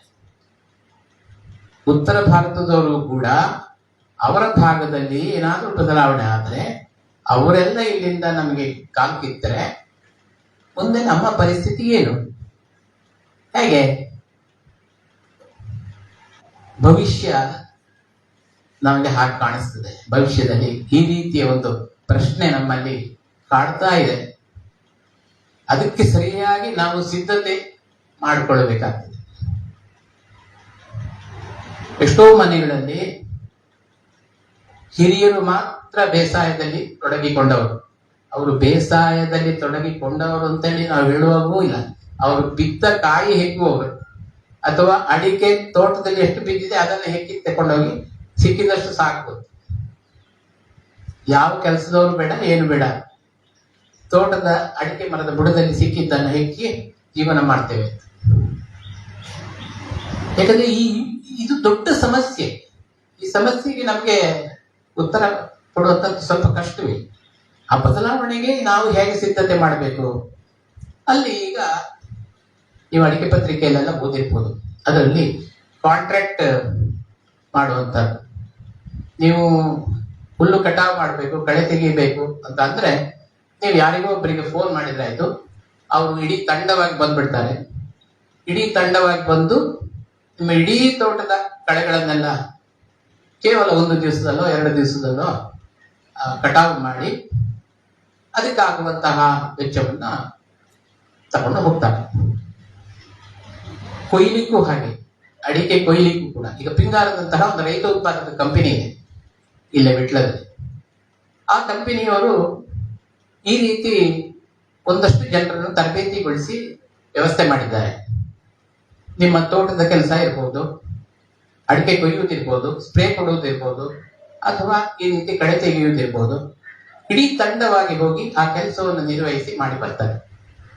ಇದೆಲ್ಲ ನಮಗೆ ಇಂಥ ಸಾಧ್ಯತೆಗಳು. ಈ ಸಾಧ್ಯತೆಗಳನ್ನೆಲ್ಲ ನಾವು ಮುಂದೆ ಎಲ್ಲದಕ್ಕೂ ಅಳವಡಿಸಿಕೊಳ್ಳುವಂತಹ ಪರಿಸ್ಥಿತಿ ಬರ್ತದೆ ಅಂತ ಕಾಣುತ್ತದೆ. ಹಾಗೆ ಮಾಡಿದ್ರೆ ಮಾತ್ರ ನಮಗೆ ಕೃಷಿಯಲ್ಲಿ ಮುಂದುವರಿಯಲಿಕ್ಕೆ ಸಾಧ್ಯ. ದೊಡ್ಡ ಹಿಡುವಳಿ ಇರುವವರು ಕೂಡ, ಅದರಲ್ಲೂ ಈ ಹಿಂದಿನಿಂದ ಕೃಷಿ ಮಾಡ್ತಾ ಬಂದವರು, ಮನೆಯಲ್ಲಿ ಹಾಗೋ ಹೀಗೋ ಕಷ್ಟಪಟ್ಟು ಒಂದು 4 ಸಂಸಾರವನ್ನು ಇಟ್ಕೊಂಡು ಅವರನ್ನು ಸಾಕಿ ಮನೆಯಲ್ಲಿ ಕೃಷಿ ಕೆಲಸಗಳನ್ನ ನಿರ್ವಹಿಸಿಕೊಂಡು ಹೋಗ್ತಾರೆ. ಅದು ಎಲ್ರಿಗೂ ಆಗುವುದಿಲ್ಲ. ಪೇಟೆ ಸಮೀಪದಲ್ಲಿ ಇರುವವರಾದ್ರೆ ಅವ್ರದ್ದು ಸಮಸ್ಯೆಯೇ ಬೇರೆ. ಅಲ್ಲಿ ಅಡಿಕೆ ತೋಟ, ಹಿಂದಿನ ಅಡಿಕೆ ತೋಟ ಇದ್ರೆ ಅಡಿಕೆ ತೋಟದ ಬುಡಕ್ಕೆ ಯಾವುದೇ ರೀತಿಯ ಗೊಬ್ಬರ ಹಾಕಲಿಕ್ಕೂ ಹೋಗೋದಿಲ್ಲ. ಆ ಜಾಗ ಮುಂದೆ ಆ ಜಾಗದ ರೇಟ್ ಯಾವಾಗ ಹೆಚ್ಚಾಗ್ತದೆ ಅಂತ ಕಾಯ್ತಾ ಇದ್ದಾರೆ. ಇಡೀ ಭೂ ಪರಿವರ್ತನೆ ಆಗ್ತಾ ಇದೆ. ಭೂಮಿ ಪರಿವರ್ತನೆ ಎಲ್ಲಿವರೆಗೆ ಆಗ್ತದೆ ಅಂದ್ರೆ, ನಿಜವಾಗಿಯೂ ಹೇಳೋದಾದ್ರೆ, ಕೆಲವು ಫಲವತ್ತಾದ ಭೂಮಿ ಈ ಹಿಂದೆ ಇದೆಲ್ಲ ಕೃಷಿಗೆ ಯೋಗ್ಯವಾದ ಭೂಮಿ ಅಂತ ಹೇಳಿ ನಿಗದಿ ಮಾಡಿದ್ದು ಕೂಡ ಈಗ ಅದು ಬದಲಾವಣೆ ಆಗಿದೆ. ಕೃಷಿ ಭೂಮಿಯಾಗಿಯೇ ಉಳಿದುಕೊಂಡಿಲ್ಲ. ಹಳ್ಳಿಗಳಲ್ಲಿ ಮಾತ್ರ ನಾವು ನೋಡಬಹುದು. ಹಳ್ಳಿಗಳಲ್ಲೂ ಕೂಡ ರಾಷ್ಟ್ರೀಯ ಹೆದ್ದಾರಿಯ ಪಕ್ಕದಲ್ಲಿ ನಿಮಗೆ ಅಂತಹ ತೋಟಗಳು ಈಗಲೂ ಕಾಣ್ತವೆ. ಅಡಿಕೆ ಮರದಲ್ಲಿ ಕೊನೆಯೂ ಇಲ್ಲ, ಬುಡಕ್ಕೆ ಹೋಗುವವರಿಲ್ಲ. ಆ ರೀತಿಯ ಪರಿಸ್ಥಿತಿ ಇದೆ. ಇನ್ನು ಹಳದಿ ಎಲೆ ರೋಗ, ಆಮೇಲೆ ಈ ರೀತಿದ್ದು ಅದು ಪರಿಸ್ಥಿತಿ ವಿಭಿನ್ನ. ಹಾಗಾಗಿ ಇಲ್ಲಿ ತಂತ್ರಜ್ಞಾನ, ಅದರ ಜೊತೆಗೆ ಸಂಶೋಧನೆ, ಅದರ ಜೊತೆಗೆ ಹೊಸ ಆವಿಷ್ಕಾರಗಳು ಎಲ್ಲವೂ ನಿರಂತರವಾಗಿ ಆಗ್ಬೇಕಾಗಿದೆ. ಅದೆಲ್ಲ ಒಂದಕ್ಕೊಂದು ಹೊಂದಾಣಿಕೆಯಾಗಿಕೊಂಡು ಹೋಗ್ಬೇಕಾಗಿದೆ. ಈ ರೀತಿಯಲ್ಲಿ ಆದರೆ ಮಾತ್ರ ನಮಗೆ ಕೃಷಿ ಏನೋ ಒಂದು ಸಾಧನೆ ಮಾಡ್ಲಿಕ್ಕೆ ಸಾಧ್ಯ. ಇಲ್ಲದೆ ಇದ್ರೆ ನಮಗೆ ನಾವು ಎಲ್ಲಿ ಹೋಗ್ತೇವೆ ಅನ್ನೋದನ್ನು ಕೂಡ ಊಹಿಸ್ಲಿಕ್ಕೆ ಸಾಧ್ಯ ಇಲ್ಲ. ಇಷ್ಟೊಂದು ಭೂಮಿ ಇದೆ, ಭೂಮಿಯ ಸದ್ಬಳಕೆ ಎಲ್ಲಿ ಆಗ್ತಿದೆ? ಅಂತಹ ನೀರಾವರಿ ಇರುವಂತಹ ಅಚ್ಚುಕಟ್ಟು ಪ್ರದೇಶದಲ್ಲೂ ಕೂಡ, ನೀರಾವರಿ ಅಚ್ಚುಕಟ್ಟು ಪ್ರದೇಶದಲ್ಲಿ ನೀರಾವರಿ ಒದಗಿಸುವಂತಹ ನಾಲೆಗಳ ಸಮೀಪದಲ್ಲಿ ಇಂಥದ್ದೇ ಬೆಳೆ ಬೆಳೆಯಬೇಕು ಅಂತ ಕಟ್ಟುಪಾಡಿ ನಿಯಮ ಇದೆ. ನೀವು ನಾಲೆ ಹೋಗುವ ಅದರ ಕೊನೆಯ ಭಾಗದಲ್ಲಿ ಅಲ್ಲಿ ಅಡಿಕೆ ಬೆಳೆ ಬೆಳಿಲಿಕ್ಕೆ ಪರವಾನಗಿ ಇರುವುದಿಲ್ಲ, ಅಥವಾ ನೀರಾವರಿ ಇರುವಂತಹ ವ್ಯವಸ್ಥೆ ಇರುವಂತಹ ಜಾಗದಲ್ಲಿ ಅಡಿಕೆಗೆ ಪರವಾನಗಿ ಇರುವುದಿಲ್ಲ, ಅಲ್ಲಿ ಅಡಿಕೆ ಬೆಳೆಯುವ ಹಾಗೆ ಇಲ್ಲ. ಆ ರೀತಿಯ ಕಟ್ಟುಪಾಡಿದೆ. ಎಲ್ಲೆಲ್ಲಿ ಟ್ರೈಲ್ ಅಂಡ್ ಕ್ರಾಪ್ಸ್ ಅಂತ ನಿಮಗೆ ಬರೀ ಖುಷ್ಕಿ ಬೇಸಾಯ ಮಾಡುವಂತಹ ಬೆಳೆಗಳನ್ನು ಬೆಳಿಬೇಕು, ಎಲ್ಲೆಲ್ಲಿ ನೀರಾವರಿ ಅರೆ ನೀರಾವರಿ ಬೆಳೆ ಎಲ್ಲಿ ಬೆಳಿಬೇಕು, ಹೇಗೆ ಬೆಳಿಬೇಕು, ಎಲ್ಲ ಕಟ್ಟುಪಾಡುಗಳಿದೆ. ಆದರೆ ಅದನ್ನು ಅನುಸರಿಸಿಕೊಂಡು ಹೋಗುವಂತದ್ದು ಯಾವ ಅಚ್ಚುಕಟ್ಟು ಪ್ರದೇಶದಲ್ಲಿ ಪ್ರಾಧಿಕಾರ ಅಂತ ಇರ್ತದೆ. ಆ ಪ್ರಾಧಿಕಾರದ ಒಳಗಡೆ ನೀವು ಅರ್ಜಿ ಸಲ್ಲಿಸಿ ಇಂಥದ್ದೇ ಬೆಳೆ ಬೆಳಿತೇನೆ ಅಂತ ನೀವು ಬರವಣಿಗೆಯಲ್ಲಿ ಕೊಡುವಂತಹ ಕಾನೂನು ಇದೆ, ಆದರೆ ನಡೆಯುವುದಿಲ್ಲ. ಅಂತಹ ಜಾಗದಲ್ಲೂ ಕೂಡ ಅಡಿಕೆ ಬೆಳೀತಾರೆ. ಏಕ ಬೆಳೆಯಾಗಿ ಅಡಿಕೆ ಬೆಳೆದ್ರೆ, ಏಕ ಬೆಳೆಯಾಗಿ ಯಾವುದೇ ಬೆಳೆ ಬೆಳೀಲಿ, ನಿಮಗೆ ಒಂದಲ್ಲ ಒಂದು ಅನಾಹುತ ಅದು ಯಾವುದೇ ಕಾಲದಲ್ಲಿ ಬರುವ ಸಾಧ್ಯತೆ ಇದೆ. ಒಂದು ರೋಗ ಬರಬಹುದು, ಇಲ್ಲದಿದ್ದರೆ ಪರಿಸ್ಥಿತಿ ಕೈಮೀರಿ ಹೋಗಿ ಹವಾಮಾನದ ಏರಿಳಿತ ಇರಬಹುದು, ಬಿರುಗಾಳಿಯಿಂದ ಬಂದ್ರೆ ಸಂಪೂರ್ಣವಾಗಿ ನಾಶ ಹೋಗಬಹುದು. ಅದು ಇಂತಹ ದೀರ್ಘಕಾಲದ ಬೆಳೆ ಆದರೆ ಒಂದೇ ಹಂಗಾಮಿನಲ್ಲಿ ನಿಮಗೆ ಇಡೀ ಬೆಳೆ ಸರ್ವನಾಶ ಆದರೆ ಮತ್ತೆ ನೀವು ಚೇತರಿಸಿಕೊಳ್ಬೇಕಾದರೆ ಪುನಃ 8-10 ವರ್ಷ ಕಾಯ್ಬೇಕು, ಅಷ್ಟು ಸಮಯ ಬೇಕು. ಇದನ್ನು ಯಾರೂ ಅರ್ಥ ಮಾಡ್ಕೊಳ್ಳೋದಿಲ್ಲ. ನೀತಿ ನಿರೂಪಣೆ ಮಾಡುವವರು ಕೂಡ ಇದನ್ನು ಗಮನಿಸಿರುವುದಿಲ್ಲ. ಯಾಕಂದ್ರೆ ಅಷ್ಟರ ಮಟ್ಟಿಗೆ ನಾವು ಒಂದು ವ್ಯವಸ್ಥೆ ನಡೆಸ್ತಾ ಇದ್ದೇವೆ, ಅದ್ರ ಜೊತೆಗೆ ನಾವು ಸೇರ್ಕೊಂಡು ಬಿಟ್ಟಿದ್ದೇವೆ. ಆ ಹೊಂದಾಣಿಕೆ ಆಗ್ತಾನೆ ಹೋಗ್ತಾ ಇದೆ. ನಾನು ಆಗ ನನ್ನ ಕೃಷಿ ಪ್ರಯೋಗದ ಬಗ್ಗೆ ಒಂದು ಪ್ರಸ್ತಾಪ ಮಾಡಿದ್ದೆ, ಏನು ಮೌಲ್ಯವರ್ಧನೆ ಅಂತ. 3ನೇ ವರ್ಷದಲ್ಲಿ ಗೇರು ಫಸಲು ಬಂತು. ಗೇರು ಫಸಲು ಬಂದಾಗ, ಗೇರು ಹಣ್ಣು ಆದಾಗ ಕೊಯ್ದು ತಂದು ನಾವು ಮನೆಯಲ್ಲಿ 8-10 ಹಣ್ಣು ತಿಂದು, ಇನ್ನೊಂದು 8-10 ಹಣ್ಣು ನೆರೆಬೇರೆಯವರಿಗೆ ಕೊಟ್ಟು, ಆಮೇಲೆ ಹೀಗೆ ಹಂಚಿ ತಿಂದು ಉಳಿದದ್ದು ಆಮೇಲೆ ಏನ್ ಮಾಡೋದು? ಇನ್ನೂ ಹಣ್ಣು ಇದೆಯಲ್ಲ, ಏನ್ ಮಾಡೋಣ? ಆಗ ಮೌಲ್ಯವರ್ಧನೆಯ ವಿಚಾರ ತಲೆಗೆ ಬಳೆದು ಎಲ್ಲ ಕಡೆ ಕೇಳಿದ್ದೇವೆ. 35 ವರ್ಷ ಹಿಂದೆ ಸೋನ್ಸ್ ಫಾರ್ಮ್ ಅಲ್ಲಿ ಹೋದಾಗ ಡಾಕ್ಟರ್ LC ಸೋನ್ಸ್ ಅವರು ನನಗೆ ಗೇರು ಹಣ್ಣಿನ ಒಂದು ಸಿರಪ್ ನಿಂದ ತಯಾರಿಸಿದ ಜ್ಯೂಸ್ ಕುಡಿಲಿಕ್ಕೆ ಕೊಟ್ಟಿದ್ರು. ಅದು ನೆನಪಾಯ್ತು ಆವಾಗ.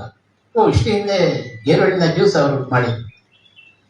ಆಮೇಲೆ ನಮ್ಮ NRCC ಉಳ್ಳಾಲದ ಗೇರು ಸಂಶೋಧನಾ ಕೇಂದ್ರದಲ್ಲಿ ಆಗಾಗ ಗೇರು ಮೇಳಗಳಾದಾಗ ಅಲ್ಲೆಲ್ಲ ಭೇಟಿ ಕೊಡುವ ಸಂದರ್ಭದಲ್ಲೂ ಕೂಡ ಗೇರು ಹಣ್ಣಿನ ಜ್ಯೂಸು, ಗೇರು ಹಣ್ಣಿನ ಒಣಗಿಸಿ ಅದನ್ನು ತುಂಬಾ ದಿವಸಗಳವರೆಗೆ ಕಾಪಿಟ್ಟದ್ದನ್ನೆಲ್ಲ ನೋಡಿದಾಗ ಇದು ಯಾಕೆ ಮಾಡಬಾರ್ದು ನಾವು ಅಂತ ಆ ರೀತಿಯಲ್ಲಿ ಸ್ವಲ್ಪ ಪ್ರಯೋಗ ಮಾಡಿ ಗೇರು ಹಣ್ಣಿನ ಜ್ಯೂಸ್ ಮಾಡಿ ಅದನ್ನು ನಾವು ನಮ್ಮ ನೆರೆಹೊರೆಯವರಿಗೆ ಉಳಿದವರಿಗೆಲ್ಲ ಕೊಟ್ಟಾಗ ತುಂಬಾ ಒಳ್ಳೆಯ ಪ್ರತಿಕ್ರಿಯೆ ಬಂತು.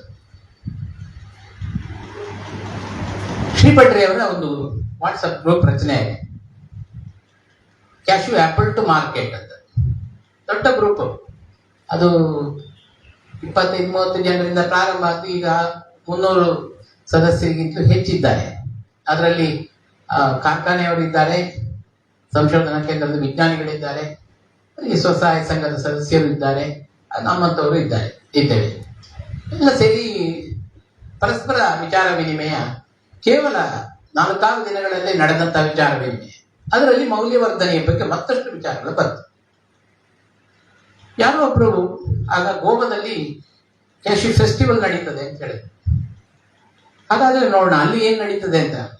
ಹಾಗೆ ಅಂದ್ರೆ ಮುಂದೆ ಎಳೆ ಗೇರು ಹಣ್ಣಿನ ಮೌಲ್ಯವರ್ಧನೆ ಅದನ್ನು ಹೇಳ್ಕೊಂಡು ಮತ್ತೆ ನಾನು ಗೋವಾವರೆಗೆ ಹೋದೆ. ಗೋವಾದ ಕ್ಯಾಶ್ಯೂ ಫೆಸ್ಟಿವಲ್ ನಲ್ಲಿ ಭಾಗವಹಿಸಿದೆ. ಅಲ್ಲೂ ಒಂದು ಇಬ್ಬರನ್ನು ಫ್ರೆಂಡ್ಶಿಪ್ ಮಾಡಿಕೊಂಡು ಅಲ್ಲೆಲ್ಲ ಏನ್ ಮಾಡ್ತಾರೆ ನೋಡ್ಕೊಂಡು ಬಂದೆ. ಅಲ್ಲಿ ನೇರ ಜ್ಯೂಸ್ ಅಲ್ಲದೇ ಇದ್ರು ಅಲ್ಲಿ ಕ್ಯಾಶ್ಯೂ ಫೆನ್ನಿ ಮಾಡುವಂತದ್ದು ಎಲ್ರಿಗೂ ಗೊತ್ತಿರುವಂತದ್ದು. ಗೋವಾದಲ್ಲಿ ಫೆನ್ನಿ ಬಹಳ ಹೆಸರುವಾಸಿ. ಫೆನ್ನಿ ಬೇಸ್ ಅದನ್ನೇ ಆಧಾರಿತವಾಗಿ ಅಲ್ಲಿ ಬಹಳ ಅದನ್ನ ಸಾಫ್ಟ್ ಡ್ರಿಂಕ್ಸ್ ತರ ಮಾಡ್ತಾರೆ. ಅಲ್ಲಿ ಮಾರ್ಕೆಟ್ ಅಲ್ಲಿ ಬೇರೆ ಬೇರೆ ರೀತಿಯ ಉತ್ಪನ್ನಗಳು ಅಲ್ಲಿದೆ. ಅದರಲ್ಲೇ ಉಪ್ಪಿನಕಾಯಿ ಮಾಡುವಂಥದ್ದು ಇನ್ನೊಂದು ಮತ್ತೊಂದು. ಆದ್ರೆ ತುಂಬಾ ಅಂಥ ದೊಡ್ಡ ಮಟ್ಟದ ಗೇರು ಹಣ್ಣಿನ ಜ್ಯೂಸ್ ಬಗ್ಗೆ ಅಲ್ಲಿ ನನಗೆ ಮಾಹಿತಿ ಸಿಗಲಿಲ್ಲ. ಆದ್ರೆ ಮತ್ತೆ ಊರಿಗೆ ಬಂದಾಗ ಇದನ್ನ ಮತ್ತೆ ಮುಂದುವರಿಸಿದಾಗ ಬಹಳ ಜನ ಇದರಲ್ಲಿ ಕೆಲಸ ಮಾಡಿದ್ದು ಒಂದೊಂದೇ ಬೆಳಕಿಗೆ ಬರ್ತಾ ಇದೆ. ಕೊನೆಗೆ ಅದೇ ಹಂತದಲ್ಲಿ ಮುಂದುವರಿಸಿ ಈಗ ಈ ವರ್ಷದ ಒಂದು ಸೀಸನ್ ಅಲ್ಲಿ ಸುಮಾರು 35ರಿಂದ 40 ಲೀಟರ್ನಷ್ಟು ಜ್ಯೂಸು ನಾನು ಸ್ವತಃ ತಯಾರು ಮಾಡಿ ಅದನ್ನು ಎಲ್ರಿಗೂ ಹಂಚಿದ್ದೇನೆ. ಇದರಲ್ಲಿ ನನಗೆ ದುಡ್ಡೇನು ಬಂದಿದ್ದಲ್ಲ. ಯಾಕಂದ್ರೆ ಗೇರು ಬೀಜಕ್ಕೆ 150ರಿಂದ 160 ರೂಪಾಯಿ ರೇಟ್ ಇದೆ ಈಗ ನೀವು ಮಾರಾಟ ಮಾಡುವುದಾದ್ರೆ. ಗೇರು ಹಣ್ಣಿನ ಜ್ಯೂಸ್ 1 ಲೀಟರ್ಗೆ 150 ರೂಪಾಯಿಗೆ ಮಾರಾಟ ಮಾಡ್ತಾರೆ. ಇದೇ ನಿಮ್ಗೆ 101 ಕಿಲೋ ಗೇರು ಬೀಜದಿಂದ 150 ರೂಪಾಯಿ ಸಿಗುದಾದ್ರೆ ಗೇರು ಹಣ್ಣಿನ ಜ್ಯೂಸ್ ಅಷ್ಟೇ ಇದರಿಂದ ಗೇರು ಹಣ್ಣಿನ ಜ್ಯೂಸ್ ನೀವು ಮಾರಾಟ ಮಾಡೋದಾದ್ರೆ 300 ರೂಪಾಯಿವರೆಗೆ ಆಗುತ್ತೆ. ಅಂದ್ರೆ ನಿಮ್ಗೆ 2 ಪಟ್ಟು ಹೆಚ್ಚು ಉತ್ಪನ್ನ ಲಾಭ ಬರ್ತದೆ. ಹೀಗೆ ಇದು ಹೊಸದಾಗಿ ಕಂಡುಕೊಂಡದ್ದು. ನಮಗೆ ಈಗ ಮಾರ್ಕೆಟ್ ಅಲ್ಲಿ ನಿಮಗೆ ಕಾರ್ಖಾನೆಯವರನ್ನು ಕೇಳಿದ್ರೆ ಗೇರು ಬೀಜದ ಸಂಸ್ಕರಣೆ ಮಾಡುವ ಫ್ಯಾಕ್ಟರಿಯವ್ರನ್ನ ಕೇಳಿದ್ರೆ 160ರಿಂದ ಮೇಲೆ ಕೊಡೋದಿಲ್ಲ ಅವರು ದಾಖಲೆ. ಆದ್ರೆ ಜ್ಯೂಸ್ ಮಾರೋದ್ರಿಂದ ಮತ್ತೆ ನಿಮ್ಗೆ 300, ಹಾಗಾಗಿ ಒಟ್ಟು 500 ರೂಪಾಯಿ, ಕನಿಷ್ಠ 500 ರೂಪಾಯಿವರೆಗೆ ನಿಮಗೆ ಗಳಿಸಲಿಕ್ಕೆ ಅವಕಾಶ ಇದೆ. ಆದರೆ ಇದರಲ್ಲಿ ಇರುವಂತಹದ್ದು ಮುಖ್ಯವಾಗಿ ಯೂಸ್ ಮಾಡ್ಲಿಕ್ಕೆ ಬೇಕಾಗುವಷ್ಟು ಹಣ್ಣು ಸಿಗ್ಬೇಕು. ಆ ಹಣ್ಣು ಸಿಗುವಂತಹದ್ದು ಒಂದು ಸೀಮಿತ ಅವಧಿ. ಅದನ್ನು ನಿಮಗೆ ವರ್ಷ ಪೂರ್ತಿ ನಿಮಗೆ ಅದರಿಂದ ಏನು ಪ್ರತಿಫಲ ಪಡೆಯಲಿಕ್ಕೆ ಸಾಧ್ಯ ಇಲ್ಲ. ಆ ಸೀಮಿತ ಅವಧಿಯಲ್ಲಿ ನಿಮ್ಗೆ ಗೇರು ಪಡೆಯಲಿಕ್ಕೆ ಸಾಧ್ಯ. ಇದು ಒಂದು ಗೇರು, ಹಲಸು, ಮಾವು ಏನೆಲ್ಲ ನಮ್ಮಲ್ಲಿ ಇಲ್ಲ. ಈಗ ನೇರಳೆ ಹಣ್ಣಿಂದು ಕೂಡ ಐಸ್ ಕ್ರೀಮ್ ಆಗಿದೆ.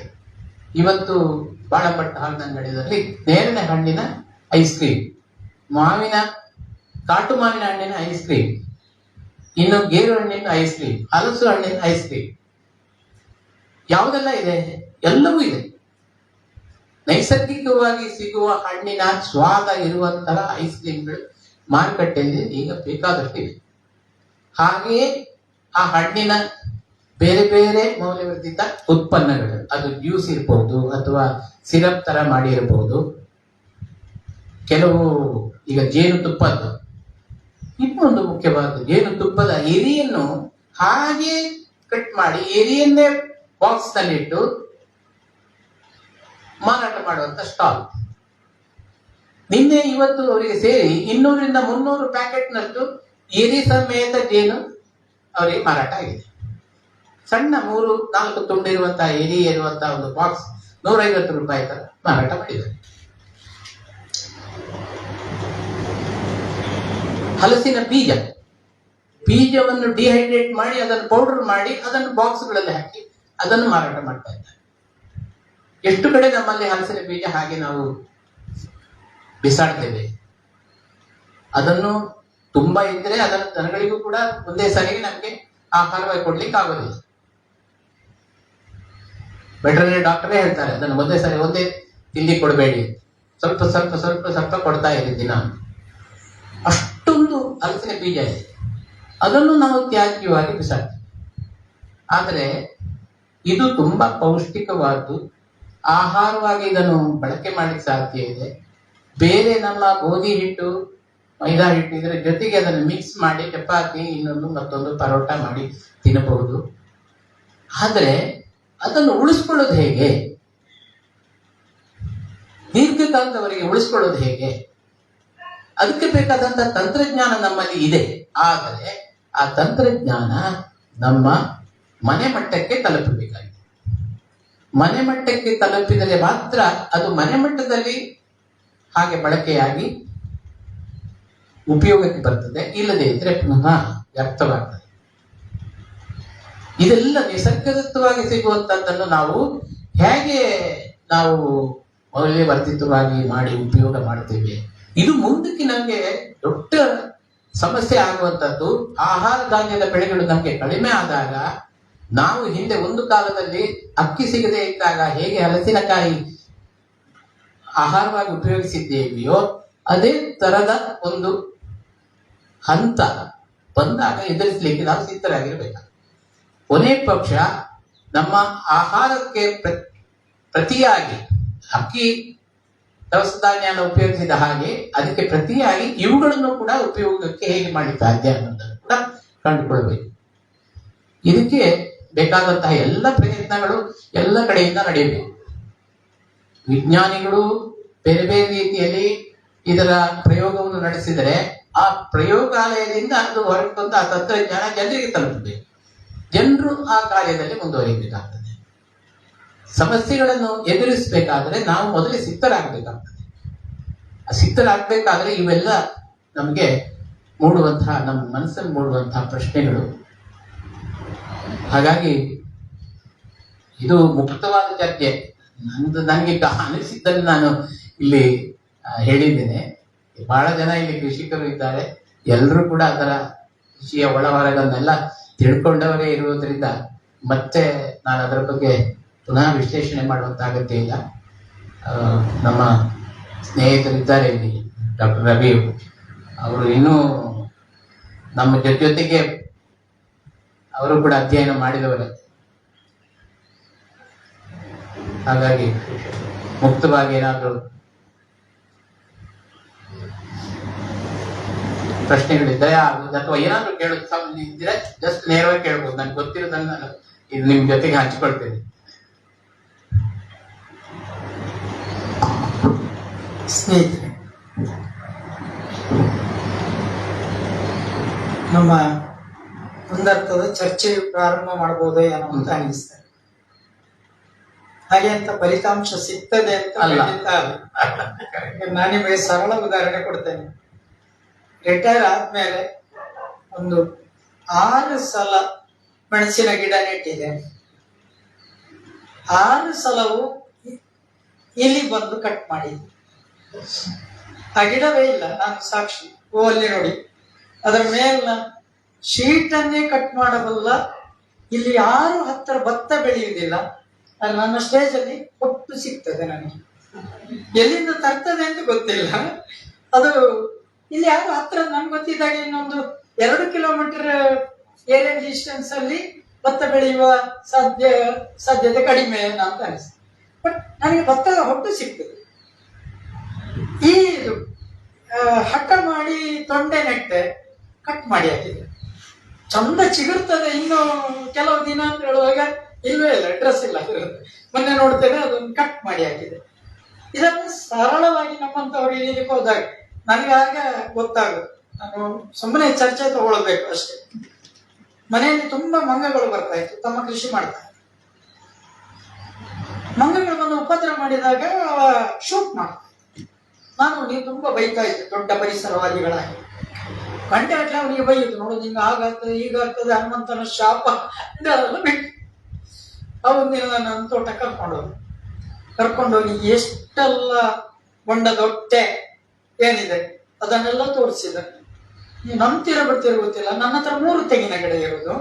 ನಾನು ಅವನಿಗೆ 20-25 ತೆಂಗಿನ ಕಾಯಿ ಉಪ್ಪಿನ ಗಡಿಗೆ ನನ್ನ ಕೃಷಿ ಮನೆಗೆ ನಾನು ಹೋಗಿ ಕೊಟ್ಟದ್ದು. ವೆಂಕಟರಮಣ ಭಟ್ರು ಒಂದು ಇಲ್ಲಿ ಕಾಮರ್ಸ್ ಲೆಕ್ಚರ್. ಅವ್ರು ಹೇಳ್ತಾರೆ, ನನ್ನ ಮನೆಯಲ್ಲಿ 80 ತೆಂಗಿನ ಗಿಡ ಉಂಟು ಮಾರೆ, ತೆಂಗಿನಕಾಯಿ ಮಾತ್ರ ಮೊನ್ನೆ ಗೋಕರ್ಣದಲ್ಲಿ 2 ತೆಂಗಿನಕಾಯಿ ಕೊಟ್ಟದ್ದು ಕೂಡ ನಾನು ಹಿಡ್ಕೊಂಡು ಹೋಗ್ತೇನೆ ಅಂತ ಹೇಳಿದ್ರು. ಸೊ ಎಲ್ಲಿಯ ನಮ್ಮ ಗೊಂದಲಗಳು ಎಲ್ಲಿ ಪ್ರಾರಂಭ ಆಗುದು ಎಲ್ಲಿ ಎಂಡ್ ಆಗುದು ಅಂತ ಗೊತ್ತಿಲ್ಲ. ನಾವು ಮೌಲ್ಯವರ್ಧನೆಯ ಬಗ್ಗೆ ಮಾತನಾಡ್ತಾ ನಿಜ ಕೃಷಿಕರ ಸಮಸ್ಯೆ ಕೊನೆಗೆ ಅವನು ಶೂಟ್ ಮಾಡುವಾಗ ಒಂದು ಮಂಗ ಅದು ಕೈ ಮುಗಿದ ಹಾಗೆ ಮಾಡಿ ಹೀಗೆ ಮಾಡಿ ಬಿತ್ತು, ಆಮೇಲೆ ಅವು ಶೂಟ್ ಮಾಡೋದು ನಿಲ್ಲಿಸಿ. ಇಲ್ಲಿ ಎಲ್ಲ ರೈತರಿಗೂ ಈ ಸಮಸ್ಯೆಗಳೆಲ್ಲ ಉಂಟು ಸರ್. ಒಂದು ಬದಿಯಲ್ಲಿ ಮೌಲ್ಯವರ್ಧನೆಯ ಚರ್ಚೆಗಳ ಬಲವೇ ಸಿಗದಿದ್ರೆ ಮೌಲ್ಯವರ್ಧನೆ ಇರಲಿ ಅಂತ ಹೇಳುವ ಸ್ಥಿತಿ ಈಗಿನ ಒಂದು ಕ್ಷಣ ಸರ್.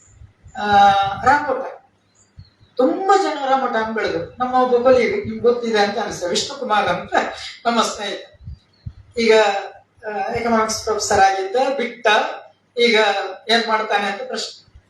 ಇಡೀ ರಾಮೋಟಾನ್ ಬೆಳೆಯುವುದಕ್ಕೆ ಎಲ್ಲ ರೆಡಿ ಮಾಡಿದ, ಅದು ರೈತರನ್ನು ಹುಡುಕಿದ, ಆನ್ಲೈನ್ ಅಲ್ಲಿ ರಾಮೋಟಾನ್ ಕಳಿಸ್ತಾ ಇದ್ದ. ಹಕ್ಕಿ ಬಂದು ತಿನ್ಲಿಕ್ಕೆ ಸ್ಟಾರ್ಟ್ ಮಾಡಿದ. ತಿಂದು ಎಲ್ಲಿವರೆಗೆ ಅಂತ ಕೇಳಿದ್ರೆ ರಾಮೋಟಾನ್ ಖಾಲಿ ಆಗುವಷ್ಟು ಎಲ್ಲರೂ ರೈತರು ನೆಟ್ ಹಾಕಿದ್ರು. ನೆಟ್ ಹಾಕುವ ಕಾಲಕ್ಕೆ ಆ ಹಕ್ಕಿ ಬಂದು ನೆಟ್ಟಲ್ಲಿ ಸಿಕ್ಕಿ ವಿಲವಿಲನೆ ಒದ್ದಾಡುದು ನೋಡಿ ಅವನಿಗೆ ನೆಟ್ ಹಾಕ್ಲಿಕ್ಕೆ ಮನಸ್ಸಾಗದೆ ಈ ವರ್ಷದ ಕ್ರಾಪ್ ಅನ್ನೇ ಬಿಟ್ಟಿದೆ. ಮೊನ್ನೆ ಯದುಕುಮಾರ್ ಹತ್ರ ಮಾತನಾಡುವಾಗ, ಸರ್ ನಾನು ಸುಮ್ಮನೆ ತಿನ್ನುವುದಕ್ಕೆ ಡ್ರ್ಯಾಗನ್ ಫ್ರೂಟ್ ಇತ್ಯಾದಿ ಆಲೋಚನೆ ಮಾಡ್ಬೇಕಂತ ಹೇಳಿದಾಗ, ಮಾಡ್ಬೋದು ಶಿಕ್ಷ, ಗಿಡ ಬೇಕಾದ್ರೆ ನಾನು ಕೊಡ್ತೇನೆ, ಆದ್ರೆ ಅದು ಕೂಡ ಏರ್ಪೇರ್ ಆಗಲಿಕ್ಕೆ ಶುರು ಆಯಿತು ಅಂತ ಹೇಳಿದ್ರು. ಮಳೆ 2 ಬರದಿದ್ರೆ ಅದು ಇಲ್ಲ, ಮತ್ತು ಅದಕ್ಕೆ ರೇಟಿನ ಆಲೋಚನೆಗಳನ್ನು ಕೂಡ ಬೆಳೆದ ಬ್ಯಾಲೆನ್ಸ್ ಆಗ್ತದ ಅಂತ ಹೇಳಿದ್ರೆ ಇದು ಯದುಕುಮಾರ್ ಅಂತ ಸೈಂಟಿಸ್ಟ್ ಹೇಳಿದ ಮಾತು. ಸೊ ಈ ಎಲ್ಲ ಪ್ರಶ್ನೆಗಳನ್ನು ನಾವು ರೈತರಿಗೆ ಎತ್ತಿಕೊಂಡು ಹೋದರೆ, ಅದಕ್ಕಿಂತ ಒಂದು ಉದಾಹರಣೆ ಹೇಳಿ ಮತ್ತೆ ಬರಬೇಕು. ಎಂಡೋಸಲ್ಫಾನ್ನ ಭಯಂಕರ ಗೊಂದಲಗಳಿದ್ದ ಕಾಲ ನಮಗೆ ಅದರ ಟೆಕ್ನಿಕಲ್ ವಿವರಗಳು ಗೊತ್ತಿಲ್ಲ. ಹಾಗೆ ಮೋಹನ್ ಕುಮಾರ್ ಗೊತ್ತು, ಅಥವಾ ಪಡ್ರೆ ಗೊತ್ತು, ಸಮಸ್ಯೆಗಳು ಗೊತ್ತು. ಈ ಕಾರಣಕ್ಕಾಗಿ ನಾವು ಒಂದಷ್ಟು ಮಾತಾಡ್ತಾ ಇದ್ವಿ. ನನಗೂ ಯದುಕುಮಾರಿಗೂ ಕೋರ್ಟ್ ರೋಡಲ್ಲೇ ಒಂದು ಅರ್ಧ ಗಂಟೆ ಜಗಳ. ಶ್ರೀಶನ್, ನಿನಗೆ ಅದರ ಸೈಂಟಿಫಿಕ್ ಆದ ವಿವರಗಳು ಏನ್ ಗೊತ್ತುಂಟು ಅವರು ಸಹಜವಾಗಿ ಕೇಳಿದ್ದಾರೆ. ಅಂದ್ರೆ ಅವರು ಸಹಜವಾಗಿ ಅದರ ಪರವಾಗಿ ಇದ್ದವು. ಎಂಡೋಸಲ್ಫಾನ್ನ ಎಲ್ಲ ಆ ರೀತಿಯಾದ ಆಲೋಚನೆಗಳಲ್ಲಿ ಇದ್ದವು. ಶ್ರೀಧರ ಗೌಡ್ರ ಅಂತವರು 2 ಕಣ್ಣು ಕಳ್ಕೊಂಡದ್ದು ಅದೆಲ್ಲ ನಮ್ಗೆ ಗೊತ್ತಿರುವ ಸತ್ಯ. ನೀವು ಈಗಲೂ ಇದ್ದಾರೆ, ಕೊಕ್ಕಡದ ಎಂಡೋಸಲ್ಫಾನ್ ವಿರೋಧದ ಪರಿಕಲ್ಪನೆಯಲ್ಲಿ ಇದ್ದರು. ನಾನು ಮತ್ತು ನಮ್ಮ ಸ್ನೇಹಿತ ಒಬ್ರು ಇಲ್ಲಿ ETVಯಲ್ಲಿ ಇದ್ರು, ವಿನಾಯಕ್ ಗಂಗೊಳ್ಳಿ. ನಾನು ಅವರು ಇಡೀ ಪುತ್ತೂರು ತಾಲೂಕಿಗೆ ಈ ಎಂಡೋಸಲ್ಫಾನ್ನ ಪ್ರಭಾವ ಎಷ್ಟಾಗಿದೆ ಅಂತ ನೋಡೋದಕ್ಕೆ ಅಂತ ನಾವಿಬ್ರು ಹೊರಟು, ನನ್ನ ಬೈಕ್, ಅವ್ರು ಕೂತರು, ತಿರ್ಗಡೆ ತುಂಬಾ ಕಡೆಗೆ ಹೋಗಿದ್ದೇವೆ. ಯಾರೆಲ್ಲ ತೊಂಡೆ ಬೆಳೀತಾರೆ ಅವ್ರ ಹತ್ರ ಎಲ್ಲ ಹೋಗಿದ್ದೇವೆ. ತೊಂಡೆ ಬೆಳೆದವರ ಹತ್ರ ಹೋಗಿ, ನೀವು ಎಂಡೋಸಲ್ಫಾನ್ ಸ್ಪ್ರೇ ಮಾಡ್ತೀರಾ? ಒಬ್ಬ ರೈತ ನನಗೆ ಅದರ ವಿವರಗಳನ್ನು ಕೊಟ್ಟು ಹೇಳಿದ, ಸರ್ ಎಂಡೋಸಲ್ಫಾನ್ ಇತ್ತ ನಡಪುಚ್ಚಿ, ಇದು ಹೇಳಿದ ಮಾತು. ಎಂಡೋಸಲ್ಫಾನ್ ಇತ್ತ ನಡಪುಚ್ಚಿ ಅವ ಹೇಳಿದ, ಅದಕ್ಕೆ ರೌಂಡ್ ಹಾಕುವಂತ ಹೆಂಚಿನ ಒಂಜಿ ಬರ್ತಂಡು ಅವು ಇತ್ತ ಪಾಂಡ ಎಂಟೆ ಅವ್ರು ಮಾತ್ರ ತೋರಿಸಿದಾನೆ. ಇಡೀ ಬೇರಲ್ಲಿ ಹುಳ ಹುಳ ಹುಳ ಹುಳ ಹುಳ. ನಾವು ವಾಪಸ್ ತಗೊಳ್ಬೇಕಷ್ಟೆ, ವಿಡ್ರಾ ಮಾಡ್ಬೇಕಷ್ಟೆ ನಮ್ಮ ಮಾತು. ಯಾಕೆಂದ್ರೆ ಅವ ನಿಜವಾಗಿ ಕಷ್ಟಪಟ್ಟ. ನಮ್ಮ ಪುತ್ತೂರಲ್ಲಿ ಗೊತ್ತಿದೆ, ಸೋಮವಾರ ಚಂದ ಎಂಡೋಸಲ್ಫಾನ್ ಸ್ಪ್ರೇ ಅಥವಾ ಸಂಬಂಧಪಟ್ಟ ಹಾಗೆ ಸ್ಪ್ರೇ ಮಾಡ್ತಾರೆ. ಸೋಮವಾರ ನಮಗೆ ತೊಂಡೆಕಾಯಿ ಮಾರ್ತಾರೆ. ಆದರೆ ಸತ್ಯ ಕೇಳ್ತಾನೆ, ಅವರ ಮನೆಯ ಚಪ್ಪರಕ್ಕೆ ಮಾತ್ರ ಸ್ಪ್ರೇ ಮಾಡುವುದೇ ಇಲ್ಲ. ನಾನು ನೋಡಿದ ಅವರ ಮನೆಯಲ್ಲಿ ಅವರ ಮನೆಗೆ ಅಂತ ಒಂದು ತರಕಾರಿ ಚಪ್ಪರ ಇದೆ, ಅದಕ್ಕೆ ಸ್ಪ್ರೇ ಮಾಡುವುದಿಲ್ಲ. ಹಾಗಾಗಿ ತೊಂಡೆಕಾಯಿ ನಮ್ಮಲ್ಲಿ ಬೇಯುವುದೇ ಇಲ್ಲ, ಕರ್ಕಂತ ಆಗ್ತದೆ, ಬೇಯುವುದಿಲ್ಲ. ಯಾಕಂದ್ರೆ ಅಷ್ಟು ಗೊಂದಲ ಇದೆ. ಪರಿಹಾರ ಹೇಗೆ ಅಂತ ಗೊತ್ತಿಲ್ಲ. ನೀವು ಎಲ್ಲರಂತ ಕೃಷಿಕರಿದ್ದೀರಿ, ಎಷ್ಟೋ ಜನ ಇಲ್ಲಿ ಕೆಲಸ ಮಾಡುವವರಿದ್ದೀರಿ. ಸುಮ್ಮನೆ ನಮ್ಗೆ ಪರಿಹಾರ ಸಿಗ್ತದೆ ಅಂತಲ್ಲ, ಇಂಥ ಸಮಸ್ಯೆ ಎಲ್ಲಿಗೆ ತಲುಪೀತು ಅಂತ ಹೇಳುವಂತ ಆಲೋಚನೆಗಳೊಟ್ಟಿಗೆ ಚರ್ಚೆ ಮಾಡ್ತಾ ಹೋಗ್ಬೋದು. ಸಣ್ಣ ಸಣ್ಣ ಸಮಸ್ಯೆ ಇದೆ. ಈಗ ಆಫ್ರಿಕನ್ ಸ್ನೈಲ್ ಮತ್ತೆ ಸ್ಟಾರ್ಟ್ ಆಯ್ತು. 2 ದಿನ ಮಳೆ ಬಂತು, ನಂಗೆ ಬೇಕಾದಷ್ಟು ಬಾಳೆ ಎಲೆ ಇತ್ತು. ಇವತ್ತು ನಾನು ಓಲಿಂದ ಬಾಳೆ ಎಲೆ ಕೊಯ್ದುಕೊಂಡು ಬರ್ತದೆ. ನಮ್ಮಲ್ಲಿ ಅದರ ಸಿರಿ ಏನಿದೆ ಅದನ್ನೇ ಅದು ತಿಂದು ನಾಶ ಮಾಡಿ ಕೆಳಗಿನವರಿಗೆ ಹಿಡಿಯುತ್ತೆ. ಬೇಕಾದಷ್ಟು ಇದೆ, ನನ್ನ ಕ್ಯಾಂಪಸ್ ಅಲ್ಲೇ ಇದೆ ಆಫ್ರಿಕನ್ ಸ್ನೈಲ್ಸ್. ಸೊ ಪರಿಹಾರ ಇಲ್ಲಿ ಏನು ಅಂತ ನೀವು ಒಟ್ಟಿಗೆ ಚರ್ಚೆ ಮಾಡ್ತಾ ಹೋಗ್ಬೋದೇ ಸರ್. ಇಲ್ಲಿ ಒಂದು ವಿಚಾರ ಏನಂದ್ರೆ ಬಹಳ ನಾವು ಯೋಚಿಸಬೇಕಾದ್ದು, ಯಾವುದೇ ರೀತಿಯ ಇಂತಹ ಒಂದು ರಾಸಾಯನಿಕಗಳು ಇರ್ಬೋದು, ಇವುಗಳ ಬಳಕೆಯಲ್ಲಿ ನಾವು ಒಂದು ಸಮತೋಲನ ಅಂತ ಕಾಪಾಡಿಕೊಳ್ಳುವಂಥದ್ದಿದೆ. ಯಥೇಚ್ಛವಾಗಿ ಅದಕ್ಕೆ ನಿರ್ಬಂಧ ಇಲ್ಲದೆ ಅದಕ್ಕಿರುವಂತಹ ಒಂದು ಕೆಲವುದಕ್ಕೆ ಇಂತಿಷ್ಟೇ ದಾಮಾಶಯದಲ್ಲಿ ಉಪಯೋಗಿಸಬೇಕು ಅಂತಿದೆ. ಇಷ್ಟಕ್ಕೆ ಇಷ್ಟೇ ml ಹಾಕಬೇಕು, ಇದರಿಂದ ಹೆಚ್ಚು ಹಾಕುವಂತಿಲ್ಲ. ಈ ರೀತಿಯ ಕ್ರಮವನ್ನು ನಾವು ಅಂದ್ರೆ ಈಗ ರೈತರ ಮಟ್ಟಕ್ಕೆ ಆ ತಿಳುವಳಿಕೆ ಸರಿ ತಲುಪದೆ, ಅವರಿಗೆ ಅದರ ಪರಿಜ್ಞಾನ ಇಲ್ಲದೆ, ಅಥವಾ ಅದರಲ್ಲಿ ಕೊಟ್ಟಂತ ಲೇಬಲ್ ಅಲ್ಲಿ ಹೇಗಿದೆಯೋ ಅದನ್ನು ಓದ್ಕೊಳ್ಳುವಷ್ಟು ಸಾಮರ್ಥ್ಯ ಇಲ್ಲದೆ ಅದನ್ನು ಬಳಕೆ ಮಾಡಿ, ಆಮೇಲೆ ಯಾವ ಹಂತದಲ್ಲಿ ಉಪಯೋಗಿಸ್ಬೇಕು ಆ ಹಂತದಲ್ಲಿ ಉಪಯೋಗಿಸದೆ ಒಟ್ಟಾರೆ ಅದನ್ನು ಉಪಯೋಗಿಸ್ತಾ ಏನಾಗಿದೆ ಅಂದ್ರೆ ಅದರ ಒಂದು ಸ್ಥಿಮಿತ ನಾವು ತಪ್ಪಿಸ್ಕೊಂಡಿದ್ದೇವೆ. ಅದು ಯಾವುದೋ ಹಂತಕ್ಕೆ ಹೋಗ್ಬಿಟ್ಟಿದೆ. ಹಾಗೆಲ್ಲ ಆಗಿ, ಉದಾಹರಣೆಗೆ ಕಳೆ ಬಂತು ಅಂತ ಇಟ್ಕೊಳ್ಳಿ, ತೋಟದಲ್ಲಿ ತುಂಬಾ ಕಳೆ ಇದೆ, ಬಹಳ ಸುಲಭವಾಗಿ ನಮ್ಮ ಕೆಲಸದವನು ಕೂಡ ಹೇಳ್ತಾನೆ, ಆಯ್ತು ನೀವು ಮದ್ದು ತಿಕ್ಕೊಳ್ಳ ಸ್ಪ್ರೇ ಕೊಂಡ ಪೂರ ಎಲ್ಲ ಸೈತೆ ಹೋಗ್ಬಿಡು. ಅವನೇ ಹೇಳ್ತಿದ್ದು ಇದನ್ನ ನನಗೆ ಅನುಭವಿಸಿದ ಅಂತ. ಅವನು ನೇರವಾಗಿ ಹೇಳಿದ, ಕಳೆ ಕತ್ತರಿಸಿ ಮಿಷಿನ್ ಎಲ್ಲ ಇರ್ತದಕ್ಕೆ ಅದು ತಂದು ಹೊಡೆದ್ರೆ ನಿಮ್ಗೆ ಕಳೆ ಎಲ್ಲ ಸತ್ತೋಗ್ತದೆ ಅಂತ. ಆದರೆ ಅದರ ಪರಿಣಾಮ ಹೌದು, ಅದು ಸರಿ. ಈಗ 2,4-D ಅಂತ ಒಂದು ಸಿಗ್ತದೆ, ಅದು ಕಳೆನಾಶಕ. ಬೇರೆ ಬೇರೆ ಹೆಸರಲ್ಲೆಲ್ಲ ಇರ್ತದೆ, ಅದರ ಕಂಟೆಂಟ್ ಎಲ್ಲ ಆಗಿರ್ತದೆ, ಅದರ ಕೀಟನಾಶಕ ಹೇಗಿರ್ತದೆ ಅಂತ, ಯಾವ ತರ ಅಂತ ವಿಡಿಸೈಡ್ ಅಂತ. ಅದನ್ನು ನೀವು ಉಪಯೋಗಿಸುವ ಕ್ರಮ ಇದೆ. ಆ ಕ್ರಮ ತಪ್ಪಿ ನೀವು ಯಾವುದಕ್ಕೆಲ್ಲ ಬಿಟ್ರೆ ಅದರ ಉಳಿಕೆ ಮಣ್ಣಿನಲ್ಲಿ ಉಳಿಬಹುದು, ಅಥವಾ ಅದರ ಜೊತೆಗೆ ಬೇರೆ ಏನೇನೋ ಸಸ್ಯಗಳೆಲ್ಲ ಸರ್ವನಾಶ ಆಗಿ ಹೋಗ್ಬೋದು. ಈ ತರ ಸಮತೋಲನ ತಪ್ಪಿ ಹೋದ್ರೆ ನಮಗೆ ಮತ್ತೆ ನಿಯಂತ್ರಣ ಮಾಡ್ಲಿಕ್ಕೆ ಆಗೋದಿಲ್ಲ, ಆ ತರದ ಹಂತಕ್ಕೆ ಹೋಗ್ತೇವೆ.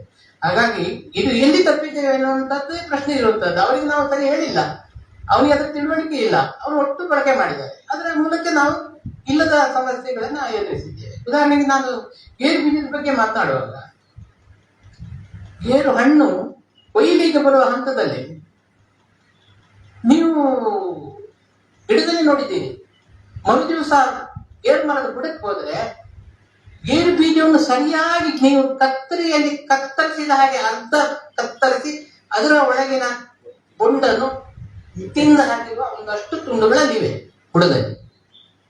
ಹಾಗೆ ಯಾರು ಮಾಡಿರ್ಬೋದು ಅಂದ್ರೆ ಅದು ಮುಳ್ಳು ಹಂದಿ ಅಂತ ಹೇಳಿದ ಕೆಲಸದವನು, ಇನ್ನೊಬ್ಬರು ಕಾಡು ಹಂದಿ ಅಂತ ಹೇಳಿದ್ರು, ಮತ್ತೊಬ್ಬರು ಕೇಳಿದ್ರೆ ನವಿಲು ಹೇಳಿದ್ರು.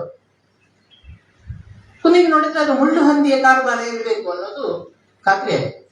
ಅಂದ್ರೆ ನಿಮಗೆ ಕೈಗೆ ಸಿಗುವ ಹಂತಕ್ಕೆ ಬಂದಾಗ ನಿಮಗೆ ಅಷ್ಟು ಗೇರ್ಬೀಜ ಕಾಡು ಹಂದಿಯ ಪಾಲ ಆಯ್ತು.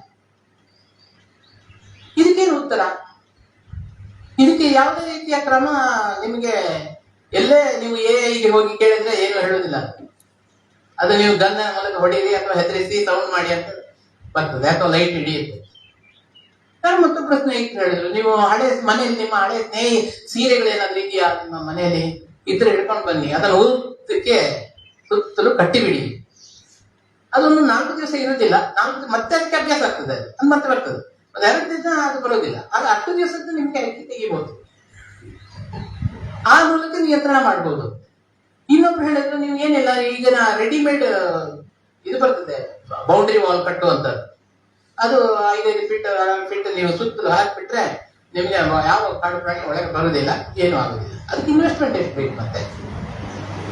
ಅದು ಕೂಡ ಕಂಬ ಹಾಕಿ ನೀವು ಅದನ್ನೆಲ್ಲ ಮಾಡಿದ್ರೆ ಅದು ಕೂಡ ನಿಮ್ಗೆ ಜರಿಯುವಂತ ಜಾಗದಲ್ಲಿ ಅದು ನಿಮ್ಗೆ ಇಡೀ ಇದು ಸಮೇತ ಜರಿದು ಹೋಗ್ಬಿಡ್ತದೆ. ಹೀಗೆ ಕೆಲವು ಪ್ರತಿಯೊಬ್ಬರು ಒಬ್ಬೊಬ್ಬರು ಒಂದೊಂದು ಪ್ರಯೋಗ ಮಾಡ್ತಾರೆ, ಒಂದೊಂದು ಪ್ರಯೋಗದ ಮೂಲಕ ತಿಳ್ಕೊಳ್ತಾರೆ. ಕೆಲವು ಅದಕ್ಕೆ ದಾರಿ ನಾವು ಕಂಡುಕೊಳ್ಬೇಕಾಗ್ತದೆ. ಹೀಗೆ ಅಂತೂ ಒಂದಂತೂ ಖಾತ್ರಿ, ಯಾವುದು ಕಳೆನಾಶಕ ಆಗಲಿ ಕೀಟನಾಶಕ ಆಗಲಿ ಅದನ್ನು ಬಹಳ ಜವಾಬ್ದಾರಿಯುತವಾಗಿ ನಾವು ಅದನ್ನು ಪ್ರಯೋಗ ಮಾಡಬೇಕು. ಯಾವ ಹಂತದಲ್ಲಿ ನಾವು ಕೊಡಬೇಕು, ಸ್ಪ್ರೇ ಮಾಡಬೇಕು ಅನ್ನೋದನ್ನು ಕೂಡ ಸರಿಯಾಗಿ ತಿಳ್ಕೊಂಡು ಅದೇ ಸಮಯಕ್ಕೆ ಮಾಡಬೇಕು. ಈಗ ಹೂ ಬರ್ಲಿಕ್ಕಾಗುವಾಗ ನಾವು ಟೀ ಸೊಳ್ಳೆ ನಿಯಂತ್ರಣ ಮಾಡ್ಲಿಕ್ಕೆ ಸ್ಪ್ರೇ ಕೊಡದೇ ಇದ್ರೆ ನಿಮ್ಗೆ ಗೇರು ಬೀಜ ನಿಮ್ಗೆ ಫಸಲು ಬರ್ಲಿಕ್ಕೆ ಇಲ್ಲ. ನಾವು ಇದು ನಿಸರ್ಗದತ್ತವಾಗಿ ನಾವು ಅದನ್ನು ಹಾಗೆ ಪಡಿತೇವೆ, ಇದೆಲ್ಲ ನೈಸರ್ಗಿಕ ಕೃಷಿ ಅಂತ ಹೇಳಿ ಕೂತಾರೆ, ನಿಮಗೆ ಅದರಲ್ಲಿ ಏನು ಸಿಗುದಿಲ್ಲ. ನೀವು ಈ ಹೈ ಡೆನ್ಸಿಟಿ ಪ್ಲಾಂಟೇಶನ್ ಅಂತ ಹೇಳಿದ್ರೆ ನಿಮ್ಗೆ ಒಂದೊಂದು ಗಿಡಕ್ಕೆ ಕನಿಷ್ಠ 6-7 ವರ್ಷದಲ್ಲಿ ನಿಮ್ಗೆ ಒಂದು 20-25 ಕಿಲೋಗ್ರಾಮ್ ಒಂದು ಗಿಡದಿಂದ ನಿಮ್ಗೆ ಫಸಲು ಬರಬೇಕು. ಆ ತರದ ವ್ಯವಸ್ಥಿತವಾಗಿ ನೀವು ಮಾಡಿದ್ರೆ ಮಾತ್ರ ಹಾಗೆ ಹರಿಯುದು. ಅದರಲ್ಲಿ ಮತ್ತೆ ಹಂದಿಗಳದ್ದೆಲ್ಲ ಪಾರ್ಟ್ ಎಲ್ಲ ಬೇರೆ ಅದೆಲ್ಲ ಲೆಕ್ಕಾಚಾರ ಮೈನಸ್ ಮಾಡ್ಕೊಂಡು ಎಷ್ಟು ಸಿಗ್ತದೆ ಅಷ್ಟು ಸಿಗ್ಬೇಕು ಆ ತರ. ಆದ್ರೆ ಹೈ ಡೆನ್ಸಿಟಿ ಅಂತ ಮಾಡುವಾಗ ನೀವು ಆ ರೀತಿಯಲ್ಲಿ ಮಾಡಬೇಕಾಗ್ತದೆ. ಕನಿಷ್ಠ ಅದರ ಒಂದು 20-25 ಒಂದು ಕಿಲೋ ಗಿಡದಿಂದ ಬರ್ಬೋದು. ನಿಮಗೆ ಅದು ಸ್ವಲ್ಪ ವರ್ಷ ಅದು ತುಂಬಾ ವಿಸ್ತಾರವಾಗಿ ಬೆಳೆದಾಗ ಎಡೆಯಲ್ಲಿ ಕೆಲವು ಗಿಡಗಳನ್ನು ಕತ್ತರಿಸಿ ತೆಗಿಬೇಕಾದಿತ್ತು ಅಂತ ಪರಿಸ್ಥಿತಿ ಬರ್ಬೋದು. ಆ ರೀತಿಯಲ್ಲಿ ಮಾಡ್ಬೋದು. ಆದ್ರೆ ನಮಗೆ ಬರುವಂತದ್ದು ಮಾತ್ರ ಹೀಗೆ. ಆದ್ರೆ ಹಾಗಂತೇಳಿ ನೀವು ಪೂರ್ತಿ ನಿರ್ಲಕ್ಷ್ಯ ಮಾಡ್ಲಿಕ್ಕೂ ಆಗ್ತದಾ? ಜಮೀನನ್ನ ಈಗ ಎಷ್ಟೋ ಕಡೆ ಜಮೀನು ಪಾಳು ಬಿದ್ದಿರ್ತದೆ, ಅಲ್ಲಿ ಏನೂ ಇರುವುದಿಲ್ಲ, ಬರೇ ಬಲ್ಲೆ ಬೆಳ್ಕೊಂಡು ಕಾಡು. ಕೊನೆ ಪಕ್ಷ ಅಕೇಶಿಯ ಆದ್ರೂ ಮರವಾಗಿ ಚೆನ್ನಾಗಿ ಬೆಳೆದ್ರೆ ಕೊನೆ ಪಕ್ಷ ನಿಸರ್ಗವಾದ್ರೂ ಹಾಗಾದ್ರೂ ಇರ್ತದೆ. ಅಕೇಶಿಯ ಅಡ್ವೈಸಬಲ್ ಅಲ್ಲ, ಇದನ್ನು ಮಾಡುವಂತದ್ದಲ್ಲ. ಅಕೇಶಿಯ ತೆಗೆದು ಬೇಕಾದ್ರೆ ಗೋಳಿ ಮರ ನಡೀತೀವಿ, ಅದಕ್ಕಿಂತ ಕ್ಷೇಮ. ಅಥವಾ ಯಾವುದೇ ಇನ್ನಿತರ ಗಿಡ ಹಾಕಿ ಅದರ ಪ್ರತಿಫಲ ಬೇರೆ. ಕೇವಲ ಹಲಸಿನ ಗಿಡಗಳನ್ನೇ ಬೇಕಾದ್ರೆ ಕಾಡು ಹಲಸಿನ ಬೀಜವನ್ನೇ ಎಲ್ಲ ಬಿತ್ತಿ ಅಲ್ಲಿ ಗಿಡ ಬೆಳಿಲಿಕ್ಕೆ ಬಿಟ್ಟು ಬಿಡಿ, ಅದರಿಂದ ಆದ್ರೂ ಕ್ಷೇಮ. ಈ ರೀತಿಯಲ್ಲಿ ನಾವು ಭೂಮಿಯನ್ನು ಸದ್ಬಳಕೆ ಮಾಡುವಂತ, ಇಲ್ಲದಿದ್ದರೆ ನಮ್ಗೆ ಈ ಭೂಮಿಯನ್ನು ನಮ್ಗೆ ಹೆಚ್ಚು ಮಾಡಲಿಕ್ಕೆ ಸಾಧ್ಯವೇ ಇಲ್ಲ. ಮುಂದಿನ ತಲೆಮಾರಿಗೆ ಹೊಸದಾಗಿ ನಮ್ಗೆ ಭೂಮಿ ಸೃಷ್ಟಿ ಮಾಡ್ಲಿಕ್ಕಂತೂ ಸಾಧ್ಯವೇ ಇಲ್ಲ. ಲೇಔಟ್ ಆದದ್ದನ್ನು ಮತ್ತೆ ತೆಗೆದು ನಮ್ಗೆ ಅಲ್ಲಿ ಭತ್ತದ ವ್ಯವಸಾಯ ಮಾಡ್ಲಿಕ್ಕೆ ಸಾಧ್ಯ ಇಲ್ಲ. ಸಿಟಿ ಲಿಮಿಟ್ ಬಿಟ್ಟು ಹೊರಗಡೆ ನಾವು ಎಲ್ಲಿವರೆಗೆ ಹೋಗಿದ್ದೇವೆ ಅಂದ್ರೆ 10-20 ಕಿಲೋಮೀಟರ್ ವರೆಗೂ ನಾವು ನಮ್ಮ ಲೇಔಟ್ಗಳು ವಿಸ್ತಾರ ಆಗ್ತಾ ಇದೆ. ಎಷ್ಟೋ ಕೃಷಿ ಭೂಮಿ ಎಲ್ಲ ಇದಕ್ಕೆ ಕನ್ವರ್ಟ್ ಆಗಿ ಹೋಗ್ತಿದೆ. ಅದರ ಜೊತೆಗೆ ಹೆದ್ದಾರಿಗಳು ಇನ್ನೊಂದು ಮತ್ತೊಂದು ಅಂತ ಹೇಳಿ ಆ ಉದ್ದೇಶಕ್ಕಾಗಿ ಕೈಗಾರಿಕಾ ವಿಸ್ತರಣೆ ಅಂತೇಳಿ ಆ ನೆಲೆಯಲ್ಲಿ ಭೂಮಿ ತಳ್ಕೊಳ್ತಾ ಇದ್ದೇವೆ. ಇನ್ನು ಉಳಿಯುವುದು ಭೂಮಿಯಲ್ಲಿ ಪಶ್ಚಿಮ ಘಟ್ಟದ ಬುಡಭಾಗದವರೆಗೆ ನೀವು ಇಂಡಸ್ಟ್ರಿ ತಂದ್ರೆ ನಿಮಗೆ ಭೂಮಿಯೇ ಇರೋದಿಲ್ಲ. ಕೃಷಿ ಬೇಸಾಯ ಮಾಡೋದಕ್ಕೆ ಭೂಮಿಯಲ್ಲಿದೆ. ಆ ಭೂಮಿಯನ್ನಾದ್ರೂ ಉಳಿಸ್ಕೊಳ್ಬೇಕಲ್ಲ. ಭೂಮಿ ಉಳಿಸೋದ್ರ ಜೊತೆಗೆ ಭೂಮಿಯ ಫಲವತ್ತತೆಯನ್ನು ಉಳಿಸ್ಕೊಳ್ಬೇಕು. ನಾವು ಮಣ್ಣನ್ನೇ ಕಳ್ಕೊಂಡ್ರೆ ಆ ಮಣ್ಣನ್ನು ನಮ್ಗೆ ಮತ್ತೆ ಸೃಷ್ಟಿ ಮಾಡ್ಲಿಕ್ಕೆ ಅವಕಾಶವೇ ಇಲ್ಲ. JCBಗಳ ಕೆಲಸದಲ್ಲಿ ನಿಮ್ಗೆ ಎಲ್ಲಿವರೆಗೆ ಹೋಗ್ತದೆ ಅಂದ್ರೆ JCB ಎಷ್ಟು ನಾವೀಗ ಪುತ್ತೂರು ಹೈವೇಲಿ ನೋಡಿ, ಬೈಪಾಸ್ ಹೈವೇ ತುದಿಯಿಂದ ತುದಿಗೆ ನೋಡಿದ್ರೆ ನಮಗೆ ನಾವು ಎಲ್ಲಿ ಹೋಗ್ತಾ ಇದ್ದೇವೆ, ಏನಾಗ್ತಿದೆ ಅನ್ನೋದೇ ನಮಗೆ ಊಹಿಸ್ಲಿಕ್ಕೆ ಆಗ್ತಾ ಇಲ್ಲ. ಇದು ಮುಂದೆ ಏನಾಗಿತ್ತು ಅಂತ. ಮುಂದೆ ನಾವು ಮತ್ತೆ ಗುಡ್ಡೆ ಜರಿದ್ರೆ ಅದರ ಬಗ್ಗೆ ಪಶ್ಚಾತ್ತಾಪ ಪಟ್ಟಿ ಪ್ರಯೋಜನ. ಆ ಸಮತೋಲನವನ್ನೇ ತಪ್ಪಿಸ್ತಾ ಇದ್ದೇವೆ ಹೇಗೆ ಏನು. ಇಲ್ಲದಿದ್ರೆ ಅಷ್ಟೆತ್ತರದ ಭೂಮಿಯನ್ನು ಪಡೆದು ಪಾತಾಳವರೆಗೆ ನಿಮ್ಗೆ ಗುಡ್ಡೆ ಅರಿಯುವ ಅಗತ್ಯ ಉಂಟಾ? ಇದೆಯಾ?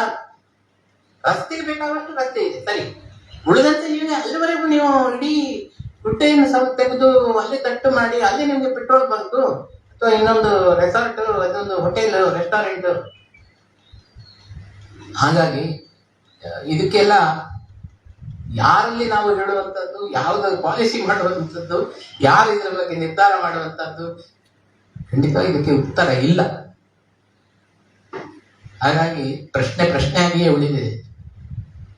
ನಮ್ಮ ಹೊಳುವಾರವರಿದ್ದಾರೆ, ಅವರು ಅನೇಕ ನಾಟಕಗಳ ಮೂಲಕ ಇಂತಹ ಒಂದು ಪ್ರಕೃತಿಯ ಬಗ್ಗೆ, ಪರಿಸರದ ಬಗ್ಗೆ ನಾಟಕಗಳ ಮೂಲಕ ಅವರು ಎಷ್ಟು ವಿಷಯಗಳನ್ನು ಈ ರೀತಿಯಲ್ಲಿ ಪ್ರತಿಪಾದಿಸಿದ್ದಾರೆ, ಎಷ್ಟು ಜನರಿಗೆ ತಿಳಿ ಹೇಳಿದ್ದಾರೆ. ಮಕ್ಕಳಿಗೆಲ್ಲ ಅದರ ಬಗ್ಗೆ ನಾಟಕದ ಮೂಲಕ ಅವರು ಒಂದು ಜಾಗೃತಿ ಮೂಡಿಸಿದ್ದಾರೆ. ಆದರೆ ಅದು ಕಾರ್ಯರೂಪಕ್ಕೆ ಬರಬೇಕಲ್ಲ ಅಲ್ಲ ಹೊಳ್ವಾರ ಮಾಡಿದ್ದು ನಮ್ಮ ಜೊತೆ ಮಾತಾಡಿದೆಲ್ಲ ಹೌದು. ನಾನು ಬೇರೆ ನೀವು ಅದನ್ನು ಕೇಳಬೇಕು. ನಮ್ಮ ದೇಶ ಬಿಟ್ಟು ಬೇರೆ ದೇಶದಲ್ಲಿ ಬೇಕಾದಷ್ಟು ಜಾಗ ಇದೆ, ಅಲ್ಲಿ ಜನರೇ ಇಲ್ಲ, ಅದರಲ್ಲಿ ಕೃಷಿ ಅದ್ಭುತವಾಗಿ ಮಾಡ್ತಾರೆ ಅಂತ ಹೇಳ್ತಾರೆ. ಎಷ್ಟು ಸತ್ಯವೋ ಸುಳ್ಳೋ ಗೊತ್ತಿಲ್ಲ. ಅದರ ಬಗ್ಗೆ ಬೇರೆ ದೇಶದ ರುಚಿ ಯಾವ ಬಗ್ಗೆ ಆಗ್ತದೆ ಅಂತ ಹೇಳ್ತಾರೆ. ಒಂದು ವಿಚಾರ, ಯುರೋಪ್ ಪ್ರವಾಸ ಮಾಡಿದ್ದೆ. ಯುರೋಪ್ ಪ್ರವಾಸ ಮಾಡಿದಾಗ 3 ವಾರ ನಾನು ಬೇರೆ ಬೇರೆ ದೇಶಗಳಲ್ಲಿ ಸಂಚಾರ ಮಾಡಿದಾಗ ಅಲ್ಲಿ ನೋಡಿದಂತಹ ಒಂದು ಆ ಪ್ರಕೃತಿಯ ಇದನ್ನು ನೋಡಿದ ಸೌಂದರ್ಯ ನೋಡಿದ್ರೆ ನಮಗೆ ಇದೆಲ್ಲ ಹೇಗೆ ಸಾಧ್ಯ ಆಯಿತು ಹೀಗೆ ಉಳಿಸ್ಕೊಳ್ಳಿಕ್ಕೆ ಅಂತ. ಅಲ್ಲಿ ಒಂದೇ ಒಂದು ಕಡೆ ನಿಮಗೆ ಭೂಮಿಯನ್ನು ಹೀಗೆ ಕಡಿದು ಬೇರೆ ಬೇರೆ ರೀತಿಯ ವಿಸ್ತರಣೆ ಮಾಡಿದ್ದು ನಮಗೆ ಕಣ್ಣಿಗೆ ಕಾಣೋದಿಲ್ಲ. ಅಲ್ಲಿಯ ಭೌಗೋಳಿಕ ಪರಿಸ್ಥಿತಿಯೇ ಅದು ಮೊದಲಿಂದ ಹಾಗೆ ಇತ್ತ, ಲೆವೆಲ್ ಆಗಿತ್ತೋ ಏನು, ಹೇಗೆ ನಮ್ಮ ತರದ ಪಶ್ಚಿಮ ಘಟ್ಟದ ತರ ಏರಿಳಿತ ಅದು ಬಿಡಿ. ಆದ್ರೆ ಅಲ್ಲಿ ಒಂದು ಗುಡ್ಡೆ ಇದ್ರೂ ಕೂಡ ಅದರ ಹುಲ್ಲು, ಅದರ ಹಸಿರು ಹೊದಿಕೆ ಎಷ್ಟು ಸುಂದರವಾಗಿದೆ ಅಂದ್ರೆ ಅಲ್ಲಿ ನಿಮಗೆ ಕಾಲಿನ ಯೋಚನೆ ಮಾಡ್ಬೇಕು ನೀವು. ಆ ರೀತಿಯಲ್ಲಿ ಉಳಿಸ್ಕೊಂಡಿದೆ. ಅಲ್ಲಿ ಇದು ಹಸುಗಳೆಲ್ಲ ಮೇಯ್ತಾ ಇರೋದು, ಸುತ್ತಮುತ್ತಲು ಓಡಾಡ್ತಾ ಇರೋದು ಎಲ್ಲ ನೋಡುವಾಗ ಅದು ಹೇಗೆ ಕಾಪಾಡಲಿಕ್ಕೆ ಅಲ್ಲಿ ಅಷ್ಟು ಆ ರೀತಿಯಲ್ಲಿ ಮಾಡ್ಲಿಕ್ಕೆ ಸಾಧ್ಯ ಆಯಿತು ಅಂದ್ರೆ ಬಹಳ ಮುಂಚಿತವಾಗಿ ಅದರ ಯೋಜನೆಯನ್ನು ಅವರು ಸಿದ್ಧಪಡಿಸಿ ಮುಂಚಿತವಾಗಿ ಇದರ ಬಗ್ಗೆ ಒಂದು ಆಲೋಚನೆ ಮಾಡ್ಕೊಂಡಿದ್ದಾರೆ ಅಂತ ಕಾಣ್ತದೆ. ಎಲ್ಲ ಪ್ಲಾನಿಂಗೇ ಆಗಿದೆ. ಅವರ ಯೋಜನೆ ಮಾಡುವಂತಹದ್ದೇ ಅದೇ ತರ. ಅಲ್ಲಿ ಯಾವುದು ರೀತಿಯ ಸಮತೋಲನ ತಪ್ಪದ ಹಾಗೆ ಆ ರೀತಿಯ ಕೃಷಿ ಬೇಸಾಯ ಪದ್ಧತಿ, ಆ ರೀತಿ ಮಾಡುವಂತಹದ್ದು ಎಲ್ಲವೂ ಯಾಂತ್ರೀಕೃತ.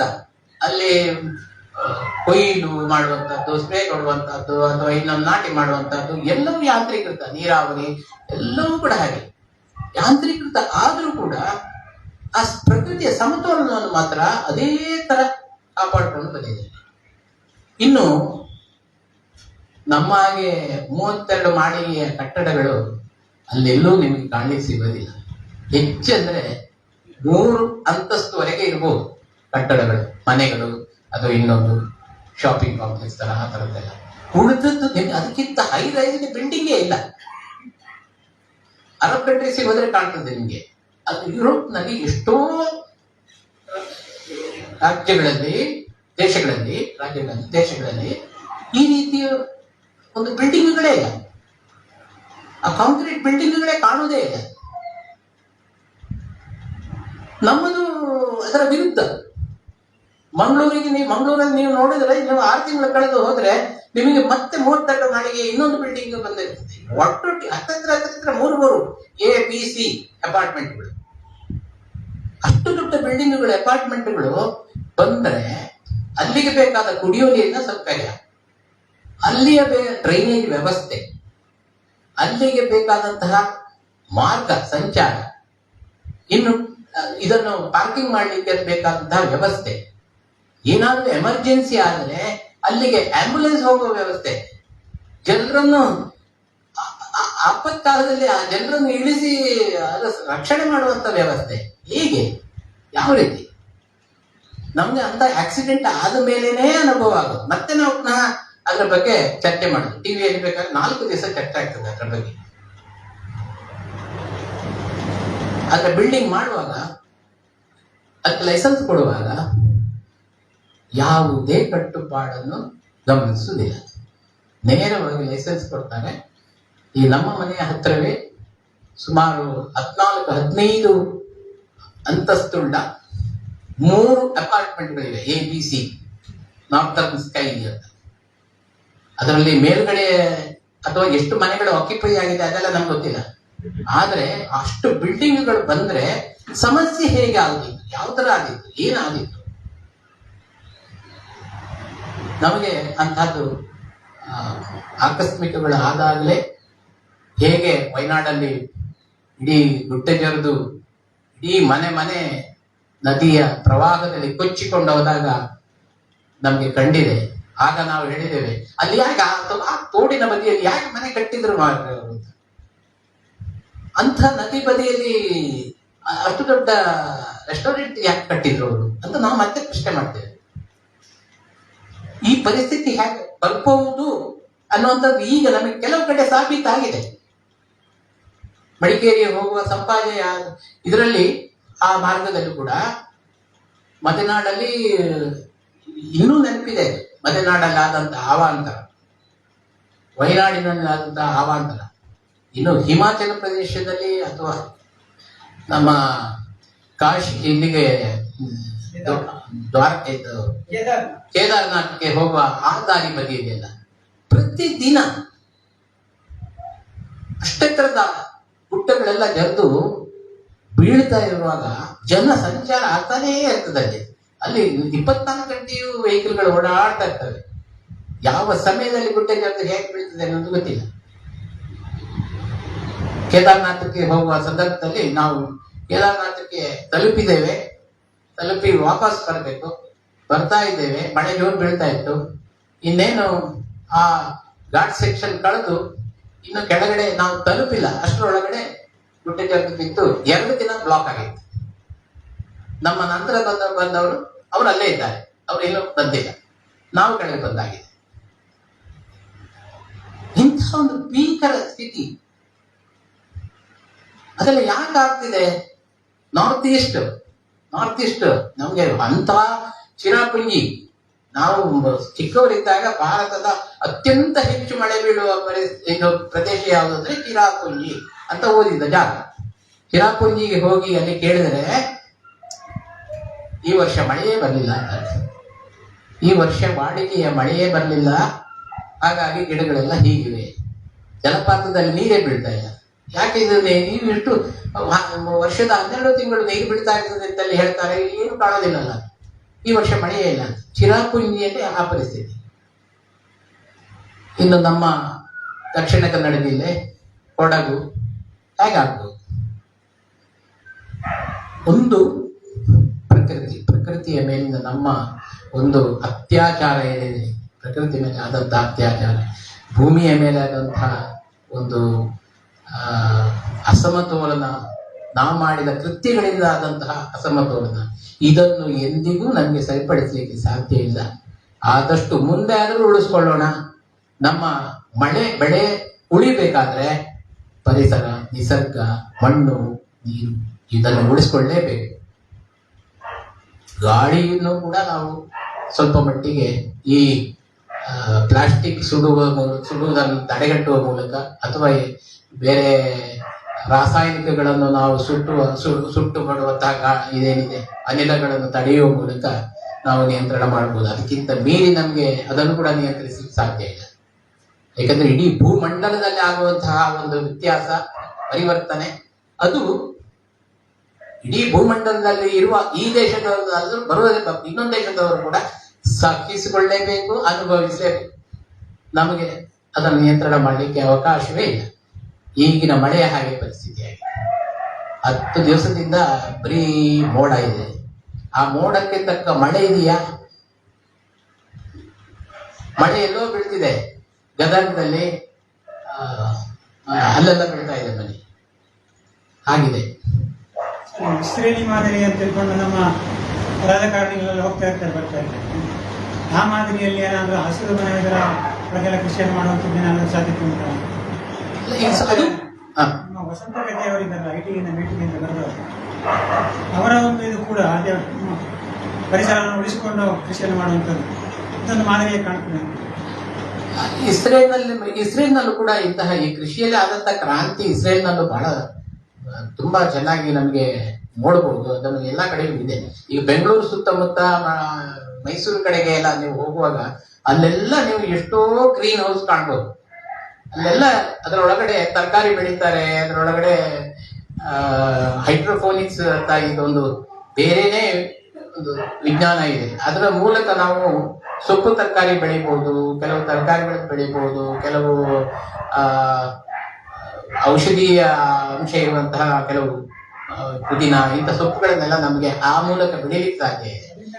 ತರಕಾರಿಗಳನ್ನು ಕೂಡ ಬೆಳೆಸಲಿಕ್ಕೆ ಅದ್ರ ಮೂಲಕ ಕಾಡು ಪ್ರಾಣಿಗಳನ್ನೆಲ್ಲ ನೀವು, ಅದು ಸ್ವಲ್ಪ ಸಿಟಿ ಲಿಮಿಟ್ ಅಲ್ಲಿ ನೀವು ಹಸಿರು ಮನೆ ಮಾಡ್ತೇವೆ ಅಂತ ಹೇಳಿ ಪಶ್ಚಿಮ ಘಟ್ಟದ ಬುಡದಲ್ಲಿ ಎಲ್ಲಿ ಮಾಡಿದ್ರೆ ನಿಮ್ಮ ಹಸಿರಿಗನೆ ಒಂದು ಆನೆ ಬಂದು ಒಂದು ದಿವಸ ಹುಡಿ ಮಾಡಿದ್ರೆ ನಿಮ್ಗೆ ಮತ್ತೆ ಉತ್ತರ ಇಲ್ಲ. ಈಗ ಆನೆ ದಾವಳಿ ಇದು ಏನೇನೋ ಇದೆ. ಕಾಡು ಪ್ರಾಣಿಗಳದ್ದು ಕಾಡು ಕೋಣ, ಸುಳ್ಯದಲ್ಲಿ ಅನೇಕ ತೋಟಗಳಿಗೆ ಕಾಡು ಕೋಣ ನಿರಂತರವಾಗಿ ಪ್ರವೇಶ ಮಾಡ್ತವೆ. ಕಾಡು ಆನೆಗಳದ್ದು ಕೂಡ ತೊಂದರೆ ಇದೆ. ಇವುಗಳೆಲ್ಲ ಹಾಳು ಮಾಡ್ಬೋದು. ಇನ್ನು ಅಭ್ಯಾಸ ಆಗ್ಬಿಟ್ರೆ ಮಂಗಗಳು ಕೂಡ ನಿಮ್ಮ ಗ್ರೀನ್ ಹೌಸ್ ಅನ್ನು ಬಿಡ್ಲಿಕ್ಕಿಲ್ಲ, ಅದನ್ನು ಹರಿದು ಹಾಕಿ ಅದು ಎಲ್ಲಿ ಅಂತಂದ್ರೆ ಜನಸಂಚಾರ ಇರುವಲ್ಲಿ, ನಮ್ಗೆ ಹೆಚ್ಚು ನಮ್ಗೆ ಓಡಾಟ ಇರುವಲ್ಲಿ, ಅಥವಾ ನಮ್ಗೆ ಪ್ರತಿನಿತ್ಯ ಅದರ ಮೇಲುಸ್ತುವಾರಿ ನೋಡಿಕೊಂಡು ಕಂಟ್ರೋಲ್ ಮಾಡ್ಲಿಕ್ಕೆ ಸಾಧ್ಯ ಆಗುವಲ್ಲಿ ನಮಗೆ ಅವೆಲ್ಲ ಮಾಡ್ಲಿಕ್ಕೆ ಸಾಧ್ಯ ಇದೆ. ಅದು ಆ ತರದ ತಂತ್ರಜ್ಞಾನ ನಾವು ಮಾಡಬೇಕಾದ್ರೂ ನಾವು ಸಿಟಿ ಲಿಮಿಟ್ಗೆ ಹತ್ತಿರ ಇರ್ಬೇಕು. ಯಾಕಂದ್ರೆ ಗ್ರಾಹಕರಿಗೆ ತಕ್ಷಣ ಎತ್ತುವಾಗಿರ್ಬೇಕು. ಅದು ಸಿಟಿ ಲಿಮಿಟ್ಗೆ ಹತ್ತಿರ ಇದ್ರೆ ಮಾತ್ರ ಅಂತ ತಂತ್ರಜ್ಞಾನ ನಮ್ಗೆ ಮಾಡ್ಲಿಕ್ಕೆ ಸಾಧ್ಯ ಇದೆ. ಇದು ಈಗ ನಾನು ಹೇಳಿದಂತ ಈ ಮೌಲ್ಯವರ್ಧನೆ ವಿಚಾರವೂ ಅಷ್ಟೇ. ಯಾವುದೋ ಮೂಲೆಯಲ್ಲಿ ಇದ್ದವರಿಗೆ ನಮಗೆ ಮಾಡ್ಕೊಂಡು ಅದನ್ನು ಗ್ರಾಹಕರಿಗೆ ನೇರ ಎತ್ತಿಸ್ಲಿಕ್ಕೆ ಸಾಧ್ಯ ಇಲ್ಲ. ಆದ್ರೆ ಸಿಟಿಗೆ ಹತ್ತಿರ ಇರುವವರಿಗೆ ಮಾಡ್ಲಿಕ್ಕೆ ಸಾಧ್ಯ ಇದೆ. ಮಂಗಳೂರು ಪೇಟೆಗೆ ಅಡ್ಯಾರು, ಈ ಕಡೆ ಬಗೆಪೆ ಸೈಡಿಂದ ದಿನನಿತ್ಯ ಸೊಪ್ಪು ತರಕಾರಿ ಬರ್ತದೆ. ಬಸಳೆ, ಮನೆ ಹಿತ್ತಲಲ್ಲಿ ಬಸಳೆ ಬೆಳೆದು ದಿನನಿತ್ಯ ನಾವು ಮಾರ್ಕೆಟಿಗೆ ತಲುಪಿಸಿ ಸಂಪಾದನೆ ಮಾಡ್ತಾರೆ. ಅದೆಲ್ಲ ಸಾಧ್ಯ ಇದೆ. ಅದು ಗ್ರಾಹಕರು ನಿಮಗೆ ನೇರ ಸಿಗುವ ಹಾಗೆ ಆಗ್ಬೇಕು. ಆದ್ರೆ ಎಲ್ಲಿ ಆಗ್ಬೇಕು? ಮಧ್ಯವರ್ತಿಗಳ ಶೋಷಣೆ ಇದೆಯಲ್ಲ, ಅದನ್ನು ತಪ್ಪಿಸಿ ನಿಮಗೆ ಗ್ರಾಹಕರಿಗೆ ಒದಗಿಸಲಿಕ್ಕೆ ಸಾಧ್ಯ ಇದೆಯಾ? ಅಲ್ಲಿ ನಮಗೆ ಈ ಗ್ರಾಹಕ ಕೃಷಿಕ ಬಳಗ ಸಹಾಯಕ ಬರುತ್ತದೆ. ಕೃಷಿಕ ಗ್ರಾಹಕ ಸಂಬಂಧ ಅದು ಬರುವಂತದ್ದೇ ಇಂಥ ಕಡೆ. ಈ ರೀತಿಯ ವ್ಯವಸ್ಥೆ ಇದ್ರೆ ನೇರವಾಗಿ ನಿಮಗೆ ಏನು ಉತ್ಪಾದನೆ ಮಾಡಿದ್ದೀರೋ, ನಿಮಗೆ ಅದು ಬರೇ 10 kg ಇರ್ಬೋದು, 15 kg ಇರ್ಬೋದು, ನೇರವಾಗಿ ಅದನ್ನು ಗ್ರಾಹಕರಿಗೆ ತಲುಪಿಸಲಿಕ್ಕೆ ಸಾಧ್ಯ ಆಗುವುದಾದ್ರೆ ಇದರಲ್ಲಿ ಇಬ್ಬರಿಗೂ ಲಾಭ ಸಿಗ್ತದೆ. ಒಂದು ಒಳ್ಳೆಯ ಬೆಲೆ ಸಿಗ್ತದೆ ಬೆಳೆದವನಿಗೆ, ಗ್ರಾಹಕನಿಗೆ ಒಂದು ಶುದ್ಧವಾದ, ಅದಕ್ಕೂ ಅವನಿಗೆ ಖಾತ್ರಿ ಇರುವಂತಹ ರೈತರಿಂದ ಉತ್ಪನ್ನ ಸಿಗ್ತದೆ. ಈ ರೀತಿಯ ವ್ಯವಸ್ಥೆ ನಮಗೆ ಆದಷ್ಟೇ. ಈ ರೈತ ಉತ್ಪಾದಕ ಕಂಪನಿ ಕೂಡ ಈಗ ಅದರ ಮುಖ್ಯ ಉದ್ದೇಶವೇ ಅದೇ. ರೈತರು ಮತ್ತು ಗ್ರಾಹಕರ ನಡುವೆ ನೇರ ಒಂದು ಸಂಬಂಧವನ್ನು ಕಲ್ಪಿಸುವಂತದ್ದು. ಅದು ರೈತ ಉತ್ಪಾದಕ ಕಂಪನಿಯ ಮುಖ್ಯ ಜವಾಬ್ದಾರಿ. ಹಾಗಾಗಿ ಅದಕ್ಕೆ ಉತ್ತೇಜನ ಕೊಡುವಂಥದ್ದು. FPO ಇರುವಂತದ್ದೇ ಅದು. ಈಗ ಜೇನಿಗೆ ಆಗಿದೆ, ತೆಂಗಿಗೆ ಆಗಿದೆ. ಅದೇ ರೀತಿ FPOಗಳು ಬಹಳ ಈಗ ಮೀನಿನ ಫಿಶರೀಸ್ ಸೆಕ್ಟರ್ ಅಲ್ಲಿ ತುಂಬಾ ಇದೆ ಅಂತದ್ದೆಲ್ಲ. ಅದು ನೇರವಾಗಿ ಗ್ರಾಹಕರಿಗೆ ತಲುಪಿಸುವಂತಹ ವ್ಯವಸ್ಥೆ. ಆ ರೀತಿಯ ವ್ಯವಸ್ಥೆಗಳಾದರೆ ನಮಗೆ ಇದರಲ್ಲಿ ಇಬ್ಬರಿಗೂ ಬೆನಿಫಿಟ್ ಇದೆ. ಹೆಚ್ಚು ಮಧ್ಯವರ್ತಿಗಳ ಶೋಷಣೆ ಆಗುವಂಥದ್ದು ಜಾಸ್ತಿ. ಅದನ್ನು ನಮಗೆ ತಪ್ಪಿಸಲಿಕ್ಕೆ ಈ ರೀತಿಯ ಒಂದು ವ್ಯವಸ್ಥೆಗೆ ನಾವು ಮೊರೆ ಹೋಗ್ಬೇಕಾಗ್ತದೆ.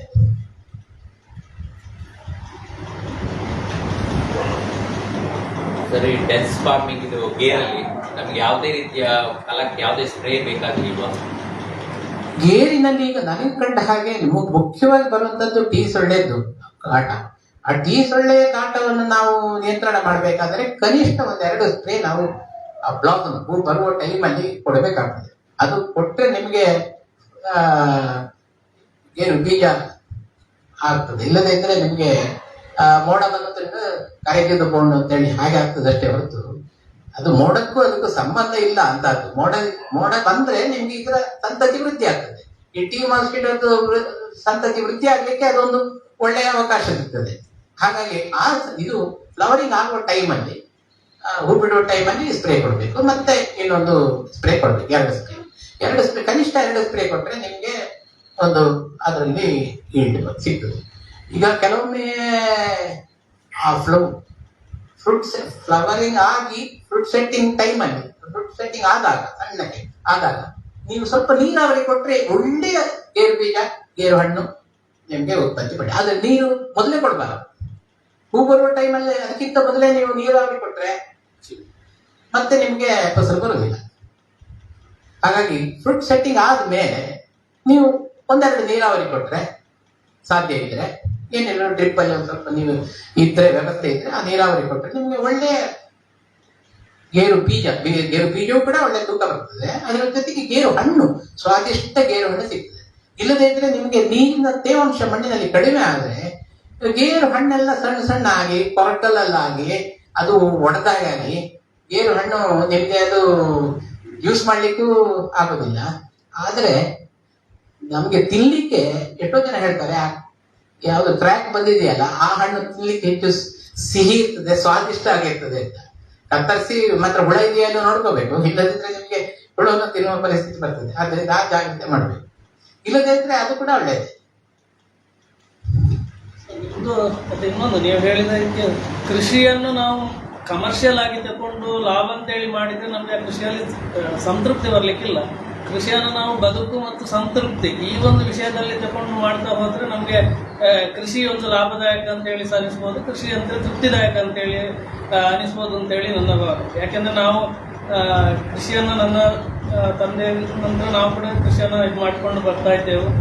ಒಂದು ಸಂದರ್ಭದಲ್ಲಿ ವೆನಿಲಾವನ್ನು ಬೆಳೆಸಿದ್ದೆವು. ವೆನಿಲಾದಲ್ಲಿ ನಾವು ಬೇಕಾದಷ್ಟು ಹಣವನ್ನು ಮಾಡ್ತಾ ಇದ್ದೇವೆ. ವೆನಿಲಾವನ್ನು ನೋಡ್ತಾ ಇದ್ದ ಹಾಗೆ ವೆನಿಲಾ ಏನಿಲ್ಲ ಅಂತ ಹೇಳುವಂತ ಒಂದು ಪರಿಸ್ಥಿತಿಗೆ ಕೂಡ ಬಂತು.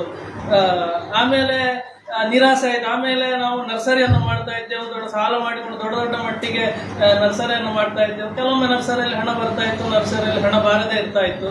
ಇದು ಕೂಡ ಏನೋ ಒಂದು ಕಮರ್ಷಿಯಲ್ ಆಗಿ ಮಾಡಿಕೊಂಡು ನಮ್ಗೆ ಏನೋ ಒಂದು ಲಾಭ ಹಣದ ದೃಷ್ಟಿಯಲ್ಲಿ ಮಾತ್ರ ನೋಡುವಾಗ ನಮ್ಗೆ ಅದರಲ್ಲಿ ಏನಿದಿಲ್ಲ. ಲಾಸ್ ಆಗುವಾಗ ಏನೋ ಒಂದು ನಿರಾಸೆ, ಲಾಭ ಆಗುವಾಗ ಏನೋ ಒಂದು ಖರ್ಚು ಮಾಡಿದ್ದು ಹಣ ಬರ್ತಾ ಉಂಟು, ಖರ್ಚು ಮಾಡಿದ್ದು ಅಂತೇಳಿ ಈ ರೀತಿಯಾಗಿ ಆಗ್ತಾ ಇತ್ತು. ಆದ್ರೆ ನಾವು ಆ ಕೃಷಿಯನ್ನ ನಾವು ಆ ಬದುಕು ಮತ್ತು ಸಂತೃಪ್ತಿಯಲ್ಲಿ ನೋಡ್ತಾ ಇದ್ರೆ ನಮ್ಗೆ ಆ ಕೃಷಿಯಲ್ಲಿ ನಮ್ಗೆ ಅದೊಂದು ಲಾಭ ಉಂಟು ಅಂತ ಹೇಳುವಂಥದ್ದು ನನ್ನ ಭಾವನೆ.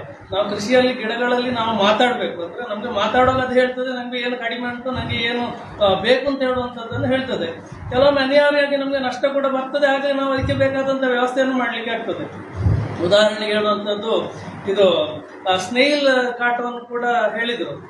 ನಾವು ಕೂಡ ಕೆಲವು ತರಕಾರಿ ಮಾಡ್ಲಿಕ್ಕೆ ಹೋಗಿ ಸ್ನೇಹಿಲ್ ಕಾಟದಿಂದಾಗಿ ಬೆಳಿಗ್ಗೆ ಹೋಗುದು, ನೀರು ಬಿಡುದು, ರಾತ್ರಿ ಅದನ್ನು ಹೋಗಿ ನಾಶ ಮಾಡುದು, ರಾತ್ರಿಗೆ ಆಗುವಾಗ ಮೇಲೆ ಬರ್ತದೆ. ಎಷ್ಟು ಮಾಡಿದ್ರು ಕೂಡ ಇದು ಸ್ನೇಹಿಲ್ನ ಕಾಟವನ್ನು ನಮ್ಗೆ ಇದು ಮಾಡ್ಲಿಕ್ಕೆ ಆಗ್ಲಿಲ್ಲ.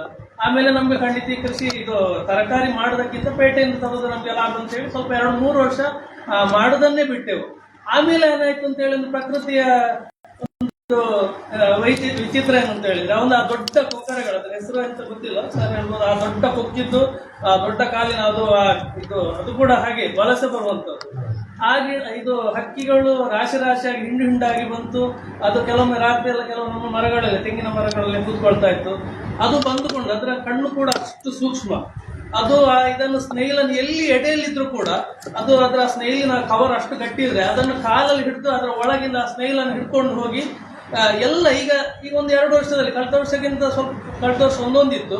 ಈ ವರ್ಷ ಅಂತೂ ಬಹಳ ಕಡಿಮೆ, ಬೆರಳೆಣಿಕೆ ಅಷ್ಟು ಇರುವಂಥದ್ದು. ಈಗ ಈ ವರ್ಷ ನಾವು ಸ್ವಲ್ಪ ತರಕಾರಿ ಮಾಡಲಿಕ್ಕೆ ಸ್ಟಾರ್ಟ್ ಮಾಡಿದೆವು, ತರಕಾರಿ ಆಗಿದೆ. ಹಾಗೆ ಇದು ಈಗ ನರ್ಸರಿ ಕೂಡ ಹಾಗೆ ನಾನು ಹೇಳುವಂಥದ್ದು. ಮೊದಲು ಕಮರ್ಷಿಯಲ್ ಆಗಿ ಏನೋ ಒಂದು ಸುಮಾರು ನರ್ಸರಿ ಅದು ಇದೆಲ್ಲ ಮಾಡ್ತಾ ಇದ್ದೇವೆ. ಈಗ ಏನು ಮಾಡ್ತಾ ಇದ್ದೇನೆ, ನಾನು ನರ್ಸರಿ ಮಾಡ್ತಾ ಇದ್ದೇನೆ, ಅದು ದೊಡ್ಡ ಮಟ್ಟಿಗೆ ಮಾಡ್ತಾ ಇಲ್ಲ.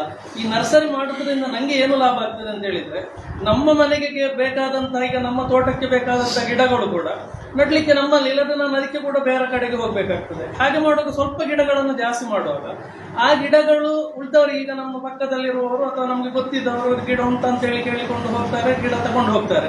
ಸೊ ನಮ್ಗೆ ಅಲ್ಲಿ ಕಮರ್ಷಿಯಲ್ ಆಗಿ ಅಲ್ಲಿ ಕೂಡ ಗಿಡಗಳಲ್ಲಿ ಲಾಭ ಬರ್ತದೆ. ಅಥವಾ ನಮ್ಗೆ ಬೇಕು ಅಂತ ಹೇಳಿ ಆಗುವಾಗ ಗಿಡಗಳನ್ನು ನೆಡ್ಲಿಕ್ಕೆ ನಮ್ಮಲ್ಲಿ ಗಿಡ ಇರ್ತದೆ. ಈಗ ಒಳ್ಳೆ ಮೆಣಸು ಗಿಡ ಮಾಡ್ತೇವೆ, ಅಡಿಕೆ ಗಿಡ ಮಾಡ್ತೇವೆ, ಅಥವಾ ಬೇರೆ ಬೇರೆ ಗಿಡಗಳು ನಮ್ಗೆ ತೆಂಗಿನ ಗಿಡ ಏನೋ ಬೇಕಂತ ಹೇಳಿ ನಮ್ಗೆ ಮಾಡ್ತೇವೆ, ಸ್ವಲ್ಪ ಜಾಸ್ತಿ ಮಾಡ್ತೇವೆ. ಆಗ ನಮ್ಗೆ ಅಲ್ಲಿ ಸ್ವಲ್ಪ ನಮ್ಗೆ ಕಮರ್ಷಿಯಲ್ ಆಗಿ ಒಂದು ಲಾಭ ಮಾಡಿಕೊಂಡು ಕೃಷಿ ಮಾಡ್ಲಿಕ್ಕೆ ಆಗ್ತದೆ. ಈಗ ಇದು ನೀವು ಹೇಳಿದ ಹಾಗೆ ಯಾವುದು ಇದು ಡೆನ್ಸಿಟಿ ಇದು ಕೃಷಿ, ಕೊಕ್ಕೋ ಮಾಡುವಂಥದ್ದು, ಬಾಳೆ ಮಾಡುವಂಥದ್ದು. ಬಾಳೆ ಗಿಡವನ್ನು ಕೂಡ ಹಾಗೆ ನಾವು ಕೆಲವೊಮ್ಮೆ ಬಾಳೆ ಗಿಡ ಇದ್ದಲ್ಲಿ ಅಡಿಕೆ ಗಿಡ ಉದ್ದಕ್ಕೆ ಹೋಗಿ ಸ್ವಲ್ಪ ಕಷ್ಟ ಆಗ್ತದೆ ನಮ್ಗೆ. ಆದ್ರೆ ನಮ್ಗೆ ಲಾಭ ಎಂತ ಅಂತ ಹೇಳಿದ್ರೆ, ನಮ್ಮಲ್ಲಿ ಒಂದು ಫಂಕ್ಷನ್ ಆಗುವಾಗ ಇನ್ನೊಬ್ಬರಲ್ಲಿ ಕೇಳಿಕೊಂಡು ನಾವು ಬಾಳೆ ಗಿಡ ಕಡಿದುಕೊಂಡು ಬರಬೇಕು ಅಂತ ಹೇಳಿಲ್ಲ. ಅಡಿಕೆ ಗಿಡದಲ್ಲಿ ಫಸಲು ಕಡಿಮೆ ಆಗ್ತದೆ, ಯಾಕೆಂದ್ರೆ ಬಾಳೆ ಗಿಡ ಇದ್ದಲ್ಲಿ ನೆರಳು ಬಂತು, ಅದು ಸಪುರ ಹೋಗ್ತದೆ. ಸಪುರ ಹೋದ ಕೂಡಲೇ ಆಟೋಮೆಟಿಕ್ ಆಗಿ ಫಸಲು ಕಡಿಮೆ ಬರ್ತದೆ. ಇನ್ನೊಬ್ಬ ಯಾರಾದ್ರೂ ಹತ್ರದವರು ಕೂಡ ಬಾಳೆ ಗಿಡ ಅರ್ಜೆಂಟ್ ನಮ್ಗೆ ಬಾಳೆ ಬೇಕು ಅಂತ ಹೇಳುವಾಗ ನಮ್ಗೆ ಒಂದು ಬಾಳೆ ಕೊಡ್ಲಿಕ್ಕೆ ಆಗ್ತದೆ. ಈ ಒಂದು ಲಾಭಗಳು, ಈ ಒಂದು ಸಂತೃಪ್ತಿಯಲ್ಲಿ ನಾವು ಕೃಷಿ ಮಾಡಿದ್ರೆ ನಮ್ಗೆ ಕೃಷಿ ಕಷ್ಟ ಅಂತ ಹೇಳಿ ಅನಿಸುವುದಿಲ್ಲ, ನಷ್ಟ ಆದ್ರೂ ಕೂಡ ಅದು ಬೇಸರ ಆಗುದಿಲ್ಲ. ಇನ್ನೊಮ್ಮೆ ಲಾಭ ಬರ್ತದೆ ಅಂತ ಹೇಳುವಂತ ಒಂದು ಮಾನಸಿಕವಾದಂತ ಒಂದು ಸಂತೃಪ್ತಿ ನಮ್ಗೆ ಇರ್ತದೆ.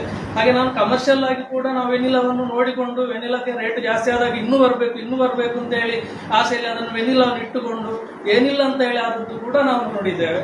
ನರ್ಸರಿಯಲ್ಲಿ ಕೂಡ ಹಾಗೆ, ನರ್ಸರಿ ಇನ್ನಷ್ಟು ಮಾಡ್ಬೇಕು ಅಂತ ಹೇಳಿ ಕೆಲವೊಮ್ಮೆ ನಷ್ಟ ಆಗುವ ಇದಾಗುವಂಥದ್ದು ಕೂಡ ನೋಡಿದ್ದೇವೆ.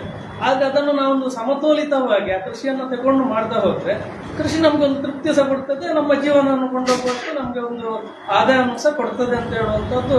ಮತ್ತೆ ಕೆಲವೊಮ್ಮೆ ಪ್ರಕೃತಿಯ ಸಂದರ್ಭ ಕೆಲವು ಅದೇ ಕಂಟ್ರೋಲ್ ಮಾಡ್ತದೆ. ಈಗ ನಮ್ಮಲ್ಲಿ ಹಂದಿ ಸಿಕ್ಕಾಬಿಟ್ಟು ಒಂದು ಕಾಲದಲ್ಲಿ ಬಂದು ಈಗ ಒಂದು 5-6 ವರ್ಷ ಮೊದಲು ತೋಟಕ್ಕೆ ಬಂದು ಸಣ್ಣ 2 ವರ್ಷದ ಅಡಿಕೆ ಗಿಡಗಳನ್ನು ಕೂಡ ಮುರಿದು ಹಾಳು ಮಾಡ್ತಾ ಹೋಗ್ತಾ ಇತ್ತು. ನಾವು ಮತ್ತೆ ತಡಿಲಿಕ್ಕೆ ಆಗಲಿಲ್ಲ, ನೋಡ್ಲಿಕ್ಕೆ ಒಂದು ಸಣ್ಣ ಮಟ್ಟಿನ ಒಂದು ಕರೆಂಟಿನ ಸ್ವಲ್ಪ ರಿಸ್ಕ್ ತಗೊಂಡು ಅದು ಬರುವ ದಾರಿಯಲ್ಲಿ ಕರೆಂಟ್ ಇದೊಂದು ಸ್ವಲ್ಪ ಇದು ಮಾಡಿದ್ರು. ಅದು ಶಾಕ್ ಆಗಿ 2-3 ಹಂದಿ ಸತ್ತಿತ್ತು. ಹಂದಿ ಸತ್ರ ವೇಸ್ಟ್ ಆಗ್ಲಿಲ್ಲ, ಅದನ್ನೆಲ್ಲ ಹತ್ರದವರು ಕೊಂಡೋಗಿದ್ದಾರೆ, ಕಟ್ಟು ಮಾಡಿ ಅವ್ರು ಕೊಂಡೋಗಿ ಭಾರಿ ಇಂಟ್ರೆಸ್ಟ್ ಅಲ್ಲಿ ಕೊಂಡೋಗಿ ತಿನ್ನುವರಿದ್ದಾರೆ. ಹಾಗೆ ಅದು ಕೂಡ ಏನು ಲಾಸ್ ಆಗಲಿಲ್ಲ. ಆದ್ರೆ ಹಂದಿಗಳ ಕಾಟ ಕಡಿಮೆ ಆಯ್ತು. ಹಂದಿಗಳ ಕಾಟ ಕಡಿಮೆ ಆಗಿ ಮತ್ತೆ ಅದು ಮತ್ತೆ ಬಂದು ಈಗ ಹಂದಿಗಳು ಬರ್ತಾ ಉಂಟು. ಆದ್ರೆ ಅಡಿಕೆ ಗಿಡ ಮುಟ್ಲಿಕ್ಕೆ ಹೋಗುದಿಲ್ಲ, ಏನೋ ಗೊತ್ತಿಲ್ಲ, ಅದ್ರ ತಂದೆ ತಾಯಿ ಹೇಳಿದ್ದಾರೆ, ಅಡಿಕೆ ಗಿಡ ಮುರಿಲಿಕ್ಕೆ ಹೋಗ್ಬೇಡಿ, ಬೇಕಾದ ಅಡಿಯಲ್ಲಿ ಇದ್ದದನ್ನು ತಿಂದು ಹೋಗಿ ಅಂತ ಹೇಳಿದಾವ ಗೊತ್ತಿಲ್ಲ. ಆದ್ರೆ ಈಗ ಅಡಿಕೆ ಗಿಡವನ್ನು ಮುರಿಯುವುದಿಲ್ಲ, ಹಾಗಾಗಿ ಹೋಗ್ತಾ ಉಂಟು. ಹಾಗೆ ನೀವು ಹೇಳಿದ್ದು ಸರಿ. ಯಾಕಂದ್ರೆ ನಾನು ಅದರಲ್ಲಿ ಪುರುಷೋತ್ತಮ ರಾಯರ ಒಂದು ಪ್ರಾರಂಭದಲ್ಲಿ ಒಂದು ವಿಷಯ ಹೇಳಿದ್ದೆ. ಪುರುಷೋತ್ತಮ ರಾಯರು ಹೇಳಿದಂತಹ ಮಾತು, ಕೃಷಿ ಅದೊಂದು ಜೀವನ ಪದ್ಧತಿ ಅಂತ.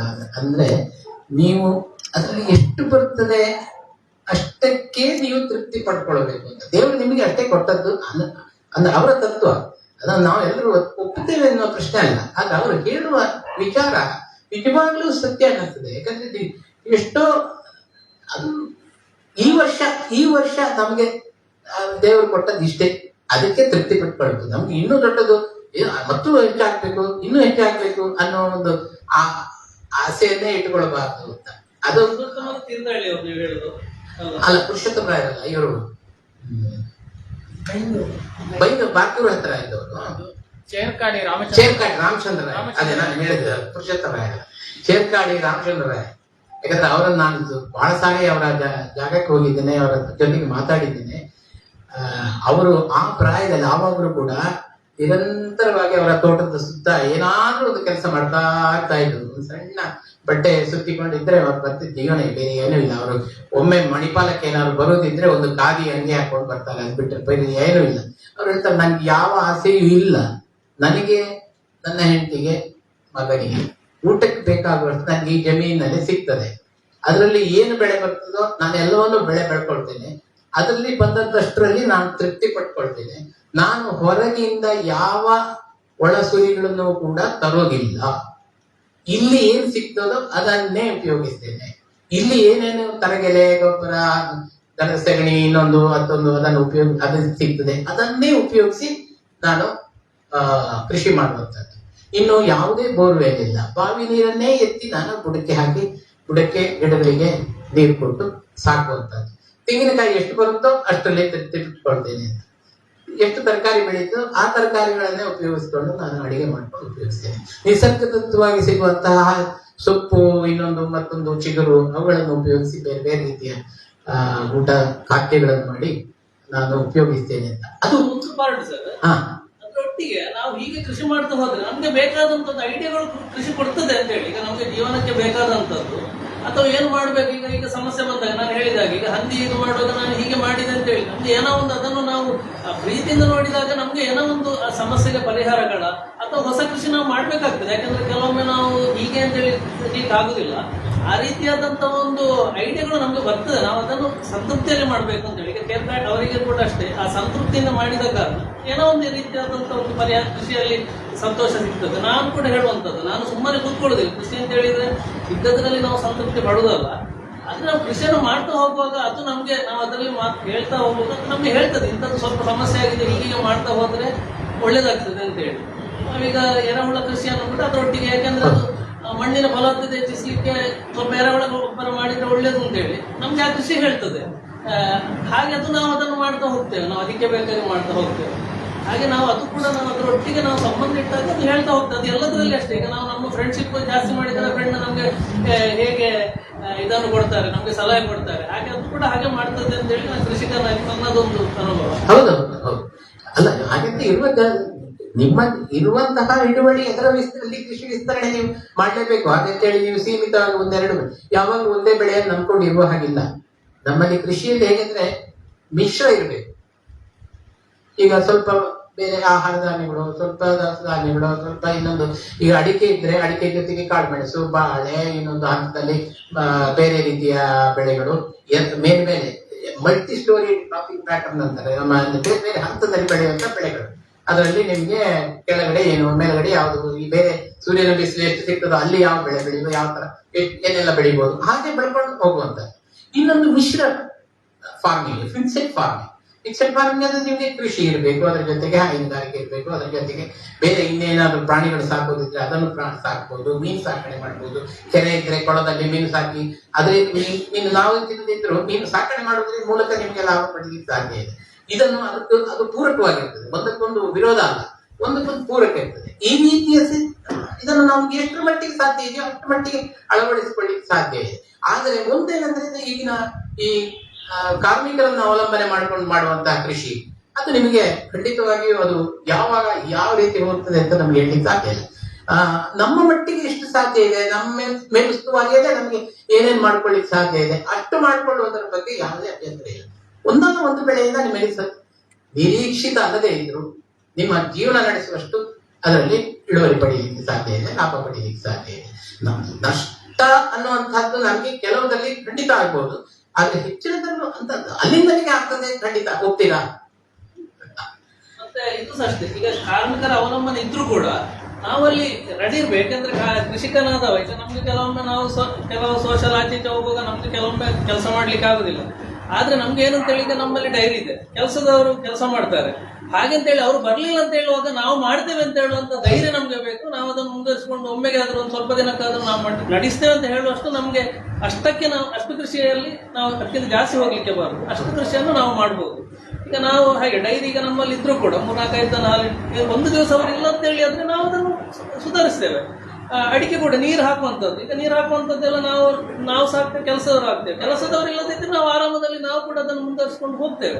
ಈ ರೀತಿಯಾದಂಥ ಧೈರ್ಯ ಇದ್ರೆ ಕೃಷಿಗೆ ಇದನ್ನು ನಾವು ಸಮತೋಲನ ಮಾಡಿಕೊಂಡು ಹೋಗ್ಲಿಕ್ಕೆ ಆಗ್ತದೆ ಅಂತ ಹೇಳಿ. ಇನ್ನೊಂದು ನಾವು ಸ್ವಲ್ಪ ದೊಡ್ಡ ಬರೇ ಸಣ್ಣ ಫಾರ್ಮಿಂಗ್ ಅಲ್ಲ ನಮ್ದು, ಹಾಗಂತ ಹೇಳಿ ದೊಡ್ಡ ಫಾರ್ಮಿಂಗ್ ಅಲ್ಲ, ಈ ಮೀಡಿಯಂ ಫಾರ್ಮಿಂಗ್ ಅಲ್ಲಿ ನಾನು ಹೇಳುವಂಥದ್ದು ಈ ರೀತಿಯಾಗಿ ಮಾಡ್ಕೊಂಡು ಹೋಗ್ಲಿಕ್ಕೆ ಆಗ್ತದೆ. ಒಂದು ಕೊನೆಗೆ ಒಂದು ಉದಾಹರಣೆ ಕೊಟ್ಬಿಡ್ತೇನೆ. ಕುರ್ಬೇರಿ ಕ್ಯಾಶ್ಯೂಸ್ ಅಂತ ನೀವು ಕೇಳಿರ್ಬೋದು. ಕುರ್ಬೇರಿ ಕ್ಯಾಶ್ಯೂಸ್ ಅಂತ ನಮ್ಮ ರಾಯರ ಹತ್ರ ವಿಶ್ವಕೇಶವ ಮತ್ತೆ ನವೇಶ್ವರಿ ಅಂತ ಅವರು ಕೃಷಿ ಮಾಡ್ತಾರೆ. ಈಗ ಇತ್ತೀಚೆಗಿನ ಒಂದು ಬೆಳವಣಿಗೆ ಅಂದ್ರೆ ಕಳೆದ ನಮ್ಮ ಗೇರು ಫಸಲು ಬರುವಂತಹ ಆ ಅವಧಿಯಲ್ಲಿ 3 ತಿಂಗಳಲ್ಲಿ ಪ್ರತಿ ದಿವಸವೂ 11-12 ಗಂಟೆ ರಾತ್ರಿ ತನಕ ಇಬ್ರು ದುಡಿದು ಆ ಗೇರು ಹಣ್ಣನ್ನು ಕೊಯ್ದು ಅದರ ಜ್ಯೂಸ್ ಮಾಡಿ ಅದರ ಜ್ಯೂಸ್ ಅನ್ನು ಫ್ರಿಜ್ ಅಲ್ಲಿ ಇಟ್ಟು ಅದನ್ನು ನಮ್ಮ ಮರಿಕೆಯವರಿಗೋ ಇಲ್ಲಿಗೋ ಅದನ್ನು ಮರು ದಿವಸಕ್ಕೆ ತಲುಪಿಸಿ ಆ ಗೇರು ಹಣ್ಣಿನ ಜ್ಯೂಸ್ ಮಾರಾಟಕ್ಕೆ 150 ಲೀಟರ್ಗಿಂತ ಹೆಚ್ಚು, ಅದಕ್ಕಿಂತ ಹೆಚ್ಚಿರ್ಬೋದು, ಹತ್ರ 300 ಲೀಟರ್ ವರೆಗೂ ಹೋಗಿರ್ಬೋದು. ಅಷ್ಟು ಜ್ಯೂಸ್ ಲೀಟರ್ಗೆ 150 ರೂಪಾಯಿ ಹಾಗೆ ಮಾರಾಟ ಮಾಡಿ ಗೇರು ಬೀಜಕ್ಕಿಂತ ಹೆಚ್ಚಿನ ಆದಾಯ ಗೇರು ಹಣ್ಣಿನ ಜ್ಯೂಸ್ ಅಲ್ಲಿ ಪಡೆದಿದ್ದಾರೆ. ಅದು ಶ್ರಮ ಇಲ್ಲ ಅಂತಲ್ಲ, ಅದು ಕೆಲಸದವರನ್ನು ನಂಬಿ ಮಾಡ್ಲಿಕ್ಕೆ ಸಾಧ್ಯವೇ ಇಲ್ಲ. ಅದು ಸ್ವತಃ ನಾವು ಮಾಡುವುದಾದ್ರೆ ಮಾತ್ರ ಮಾಡ್ಲಿಕ್ಕೆ ಸಾಧ್ಯ ಇರುವಂತದ್ದು. ಕೆಲಸದವರು ಹೆಚ್ಚಂದ್ರೆ ಹಣ್ಣು ಹೆಕ್ಕಿ ತಂದಾಗ ಅದರಿಂದ ಮುಂದುವರಿದ ಕೆಲಸ ಎಲ್ಲ ಮನೆಯವರೇ ಮಾಡಬೇಕಾಗ್ತದೆ. ಇದು ಕಣ್ಣಾರೆ ನೋಡಿದಂತದ್ದು ಕುರುವೇರಿಯವರು ಅವರು ದಂಪತಿಗಳು ಹಗಲು ರಾತ್ರಿ ಕೆಲಸ ಮಾಡಿ ಈ 3 ತಿಂಗಳ ಅವಧಿಯಲ್ಲಿ ಮಾಡಿದಂತಹ ಶ್ರಮ ಅದು ಒಂದು ಹೊಸ ದಾರಿ ಕಂಡುಕೊಂಡಿದ್ದಾರೆ ಆಯ್ತಾ. ಹೊಸ ದಾರಿಯನ್ನು ಕಂಡುಕೊಂಡು ಈ ವರ್ಷ ಅವರಿಗೆ ಗೇರು ಬೆಳೆ ಒಳ್ಳೆಯ ಲಾಭದಾಯಕ ಬೆಳೆ ಅಂತ ಆಗಿದೆ. ಆದ್ರೆ ಅವರಿಗೆ ಗೇರು ಬೀಜ ಸಂಸ್ಕರಣೆಯ ಘಟಕ ಇದೆ, ಅವರೇ ಅದನ್ನು ಸ್ಪೈಸ್ಡ್ ಆಗಿ ಆಮೇಲೆ ಎಂತದು ಇನ್ನು ಹುರಿದ ಗೇರು ಬೀಜ ಆಗಿ ಎಲ್ಲ ಮಾಡ್ತಾರೆ. ಅವರಿಗೆ ಇದ್ರ ಮೂಲಕವೇ ಇಂಟರ್ನೆಟ್ ಮೂಲಕನೇ ಆರ್ಡರ್ ಬರುತ್ತೆ, ಮಾರಾಟ ಮಾಡ್ತಾರೆ. ಅದು ಪ್ರತ್ಯೇಕ, ಅದು 3 ವರ್ಷದಿಂದ ಅವ್ರು ಮಾಡ್ತಾ ಬಂದಾಗ ಅದು ಅನುಭವ ಬೇರೆ. ಆದ್ರೆ ಗೇರು ಹಣ್ಣಿನ ಒಂದು ಉತ್ಪನ್ನವನ್ನ ಮಾಡಿ ಮಾರಾಟ ಮಾಡಿ ಈ ವರ್ಷ ಪಡೆದಿದ್ದಾರೆ. ಅವರು ನಾವು ಹಲವಾರು ಇಂತಹ ವಿಷಯಗಳನ್ನ ಪರಸ್ಪರ ಚರ್ಚೆ ಮಾಡಿ ಹಂಚಿಕೊಂಡಿದ್ದೇವೆ. ಅವರು ಮಾಡಿದ ಕೆಲವು ಉತ್ಪನ್ನಗಳನ್ನು ನಾನು ಮಾಡಿದ್ದೆ, ಅವ್ರ ಜೊತೆ ಚರ್ಚೆ ಮಾಡಿ ಅದರ ಕ್ವಾಲಿಟಿ ಹೇಗೆ ಇಂಪ್ರೂವ್ ಮಾಡ್ಬೋದು, ಯಾವ ರೀತಿ ಮಾಡ್ಬೋದು ಅಂತ ಡಿಸ್ಕಷನ್ ಮಾಡಿದ್ದೇವೆ. ಅದೇ ರೀತಿ 2-3 ಈಗ ಗೇರು ಮೇಳಗಳಲ್ಲಿ ಅವರು ಬಂದಿದ್ದಾರೆ, ನನ್ನನ್ನು ಕೂಡ ಕರೆದಿದ್ದಾರೆ, ಹೋಗಿದ್ದೆ. ಹಾಗೆ ಕೆಲವು ವಿಷಯಗಳು ಇಂಥದ್ದು ಪರಸ್ಪರ ನಾವು ಈ ರೀತಿಯ ವಿನಿಮಯ ಮಾಡುವ ಮೂಲಕ ಅಪಾರ ವಿಷಯಗಳನ್ನು ನಮಗೆ ಹಂಚಿಕೊಳ್ಳಿಕ್ಕೆ ಸಾಧ್ಯ ಇದೆ. ಒಬ್ಬರು ಮಾಡಿದ್ದನ್ನು ಮತ್ತೊಬ್ರು ಅದೇ ರೀತಿ ಮಾಡಿದ್ದಾರೆ ಅಂತಲ್ಲ, ಆದ್ರೆ ಐಡಿಯಾಸ್ ಇರ್ತದೆ. ನೀವು ಹೇಳಿದಾಗೆ ಒಬ್ಬರದ ಐಡಿಯಾ ಬೇರೆ ಇರ್ತದೆ, ಇನ್ನೊಬ್ಬರದ ಐಡಿಯಾ ಮತ್ತೊಂದು ಇರ್ತದೆ. ಅದನ್ನು ನಾವು ಪರಸ್ಪರ ತಿಳ್ಕೊಳ್ಳುವಂತದ್ದು, ಹೊಸ ದಾರಿಗಳನ್ನು ಕಂಡುಕೊಳ್ಳುವಂತದ್ದು. ಈಗ ಇವತ್ತು ಮರಿಕೆಯವರ ಅಲ್ಲಿ ಸ್ಟಾಲ್ ಅಲ್ಲಿ ಮಂಗಳೂರಲ್ಲಿ ನಮ್ಮ ಸೇಡಿಯಪ್ಪ ಅವರದ ಬೇರೆ ಬೇರೆ ರೀತಿಯ ಹಲಸಿನ ಹಣ್ಣಿದೆ, ಇನ್ನೊಬ್ರು ಯಾರೋ ಬೆಳೆದ ರಂಬುಟಾನ್ ಇದೆ. ಆಮೇಲೆ ಮತ್ತೊಂದು ಮ್ಯಾಂಗೋಸ್ಟಿನ್ ಹಣ್ಣು ಇರಬೇಕು, ಅದು ಕೂಡ ಮತ್ತೆ ಯಾರೋ ಬೆಳೆದದ್ದು. ಎಲ್ಲವನ್ನು ಅವರು ಪೂಲ್ ಮಾಡಿ ಮಂಗಳೂರಲ್ಲಿ ಮಾರ್ಕೆಟ್ ಮಾಡ್ತಾ ಇದ್ದಾರೆ. ಇದ್ರಲ್ಲಿ ಇವರಿಗೆ ಪ್ರತಿಯೊಬ್ಬರಿಗೂ ಹೋಗಿ ನನ್ನ ಹತ್ರ 10 kg ರಂಬುಟಾನ್ ಇದೆ, ನಾನು ತಗೊಂಡೋಗಿ ಮಂಗಳೂರು ಮಾರ್ಕೆಟ್ ಅಲ್ಲಿ ಮಾರ್ತೇನೆ ಅಂತ ಹೇಳಿದ್ರೆ ನಿಮಗೆ ಕಷ್ಟ, ಸಾಧ್ಯ ಇಲ್ಲ. ಅಷ್ಟು ಇಡೀ ದಿವಸ ಅದಕ್ಕೆ ಹೋಗಿ ನೀವು ಖರ್ಚು ಮಾಡ್ಕೊಂಡು ಬಂದ್ರೆ ನಿಮ್ಗೆ ಏನು ಸಿಗ್ಲಿಕ್ಕಿಲ್ಲ, ಅದರಲ್ಲಿ ಲಾಭಾಂಶ ಉಳಿಲಿಕ್ಕಿಲ್ಲ. ಸುಮ್ಮನೆ ಕೆಲಸ ಆಗಿದೆ, ಶ್ರಮ ಆಗಿದೆ. ಆದ್ರೆ ಒಂದು ದಾರಿ ಇದೆಯಾ? ಈ ರೀತಿಯ ದಾರಿಯಿಂದ ನಾವು ಏನಾದ್ರೂ FPOಗಳ ತರ ಇನ್ನೊಂದು ಮಾಡಿಕೊಂಡು ನಾವು ದಾರಿಗಳನ್ನು ಕಂಡುಕೊಳ್ಬಹುದು ಅನ್ನುವಂಥದ್ದು ಇರುವಂಥದ್ದು. ಕಷ್ಟ ಅಂತೂ ಇದ್ದೇ ಇದೆ. ಕೃಷಿಕರ ಸಮಸ್ಯೆ ಅದು ಒಂದೆರಡಲ್ಲ, ಅದು ಹಲವು ಇದೆ, ಒಂದಕ್ಕೊಂದು. ಅದಂತೂ ಸುಳ್ಳಿಯ ಭಾಗದಲ್ಲಿ ಅಂತೂ ಈ ಹಳದಿ ಎಲೆ ರೋಗ, ಇನ್ನು ಶಿವಮೊಗ್ಗ ತೀರ್ಥಹಳ್ಳಿ ಕಡೆ ಹೋದ್ರೆ ಎಲೆಚುಕ್ಕೆ ರೋಗ, ಇವೆಲ್ಲ ಭೀಕರವಾಗಿ ಕಾಡ್ತಾ ಇದೆ. ಅದು ಮುಂದೆ ನಾವು ಯಾವ ಹಂತಕ್ಕೆ ಹೋಗ್ತೇವೆ ಅನ್ನೋಂಥದ್ದು ನಮ್ಗೆ ಹೇಳಿಕ್ ಸಾಧ್ಯ ಇಲ್ಲ. ಈಗ ಹಳದಿ ಎಲೆ ರೋಗದ ಭಾಗದಲ್ಲಿ ಕೊನೆ ಪಕ್ಷ ತಾಳೆ ಎಣ್ಣೆ ಬೆಳೆಯುವಂಥದ್ದು ಇನ್ನೊಂದು ಮತ್ತೊಂದು, ಅದು ಕೂಡ ಅಂತಹ ಒಂದು ಸಕ್ಸಸ್ ಆಗಲಿಲ್ಲ. ಬೇರೆ ದಾರಿ ಏನ್ ಮಾಡ್ಬೋದು ಅನ್ನೋದನ್ನು ಇನ್ನೂ ಅದರ ಬಗ್ಗೆ ಪ್ರತಿಯೊಬ್ಬರು ಬೇರೆ ಬೇರೆ ರೀತಿಯಲ್ಲಿ ಅವಲೋಕನೆ ಮಾಡ್ತಾ ಇದ್ದಾರೆ. ಏನ್ ಮಾಡ್ಬೋದು ಅಂತ ಚಿಂತನೆ ಮಾಡ್ತಾ ಇದ್ದಾರೆ. ಎಷ್ಟೋ ಕೃಷಿ ಭೂಮಿ ಆ ತೋಟಗಳು ನಿರ್ಲಕ್ಷ್ಯಕ್ಕೆ ಹೋಗ್ಬಿಡುತ್ತೆ, ಯಾರು ಅದರ ಬುಡಕ್ಕೆ ಹೋಗ್ತಾ ಇಲ್ಲ. ಯಾಕಂದ್ರೆ ಅದ್ರಲ್ಲಿ ಏನು ಆಗುದಿಲ್ಲ, ಅದು ಮುಂದಕ್ಕೆ ಬೇರೆ ದಾರಿ ಏನು ಅನ್ನುವಂಥದ್ದು ಕೂಡ ಅವರಿಗೆ ಅದಕ್ಕೆ ಸರಿಯಾದ ಉತ್ತರ ಇಲ್ಲ. ಹಾಗಾಗಿ ಅದೇ ಇನ್ನೊಂದು ವಿಪರ್ಯಾಸ ಅಂದ್ರೆ 4,000 10,000 ಅಡಿಕೆ ಗಿಡಗಳ ತೋಟಗಳು ಏಳ್ತಾ ಇದೆ ಬೇರೆ ಕಡೆ. 4,000 10,000 ಅಡಿಕೆ ಗಿಡಗಳ ತೋಟಗಳು ಮತ್ತಷ್ಟು ಹತ್ತಷ್ಟಾಗಿ ಏರ್ತಾ ಇದೆ. ಏನು ಹೇಗೆ ಮುಂದೆ ಏನಾದಿತ್ತಾಗಾದ್ರೆ ಹಾಗೆ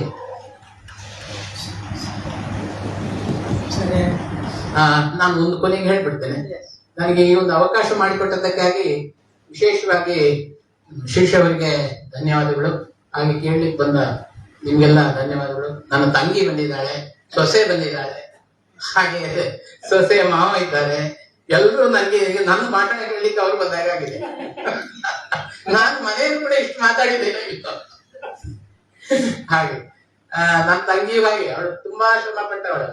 ಮನೆಯಲ್ಲಿ ಹಸು ಸ್ವತಃ ಹಾಲು ಕರೆದು ಮಾರಾಟ ಮಾಡಿ ಇಡೀ ಹಟ್ಟಿಯ ನಿರ್ವಹಣೆಯೇ ಅವಳು ಮಾಡಿದ್ದಾಳೆ. ಹಾಗಾಗಿ ಅಷ್ಟು ರೀತಿ ಕೃಷಿ ಜೊತೆಗೆ ನಿರಂತರವಾಗಿ ಅವಳು ಬಾಲ್ಯದಿಂದ ಈವರೆಗೂ ಈಗಲೂ ಕೃಷಿಯಲ್ಲಿ ಜೊತೆಗೆ ಇದ್ದಾಳೆ. ಹಾಗಾಗಿ ಕೃಷಿ ಬಿಟ್ಟಿಲ್ಲ ಅವಳು.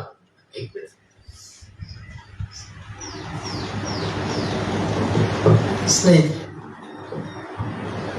ಒಂದು ಆದಿತ್ಯವಾರದ ಸಂಜೆ ಹೇಗೆಲ್ಲ ಚರ್ಚೆಗಳಿಗೆ ಒಳಗಾಗಬಹುದು ಅಂತ ಹೇಳೋದಕ್ಕೆ ಒಂದು ಒಳ್ಳೆಯ ಉದಾಹರಣೆ.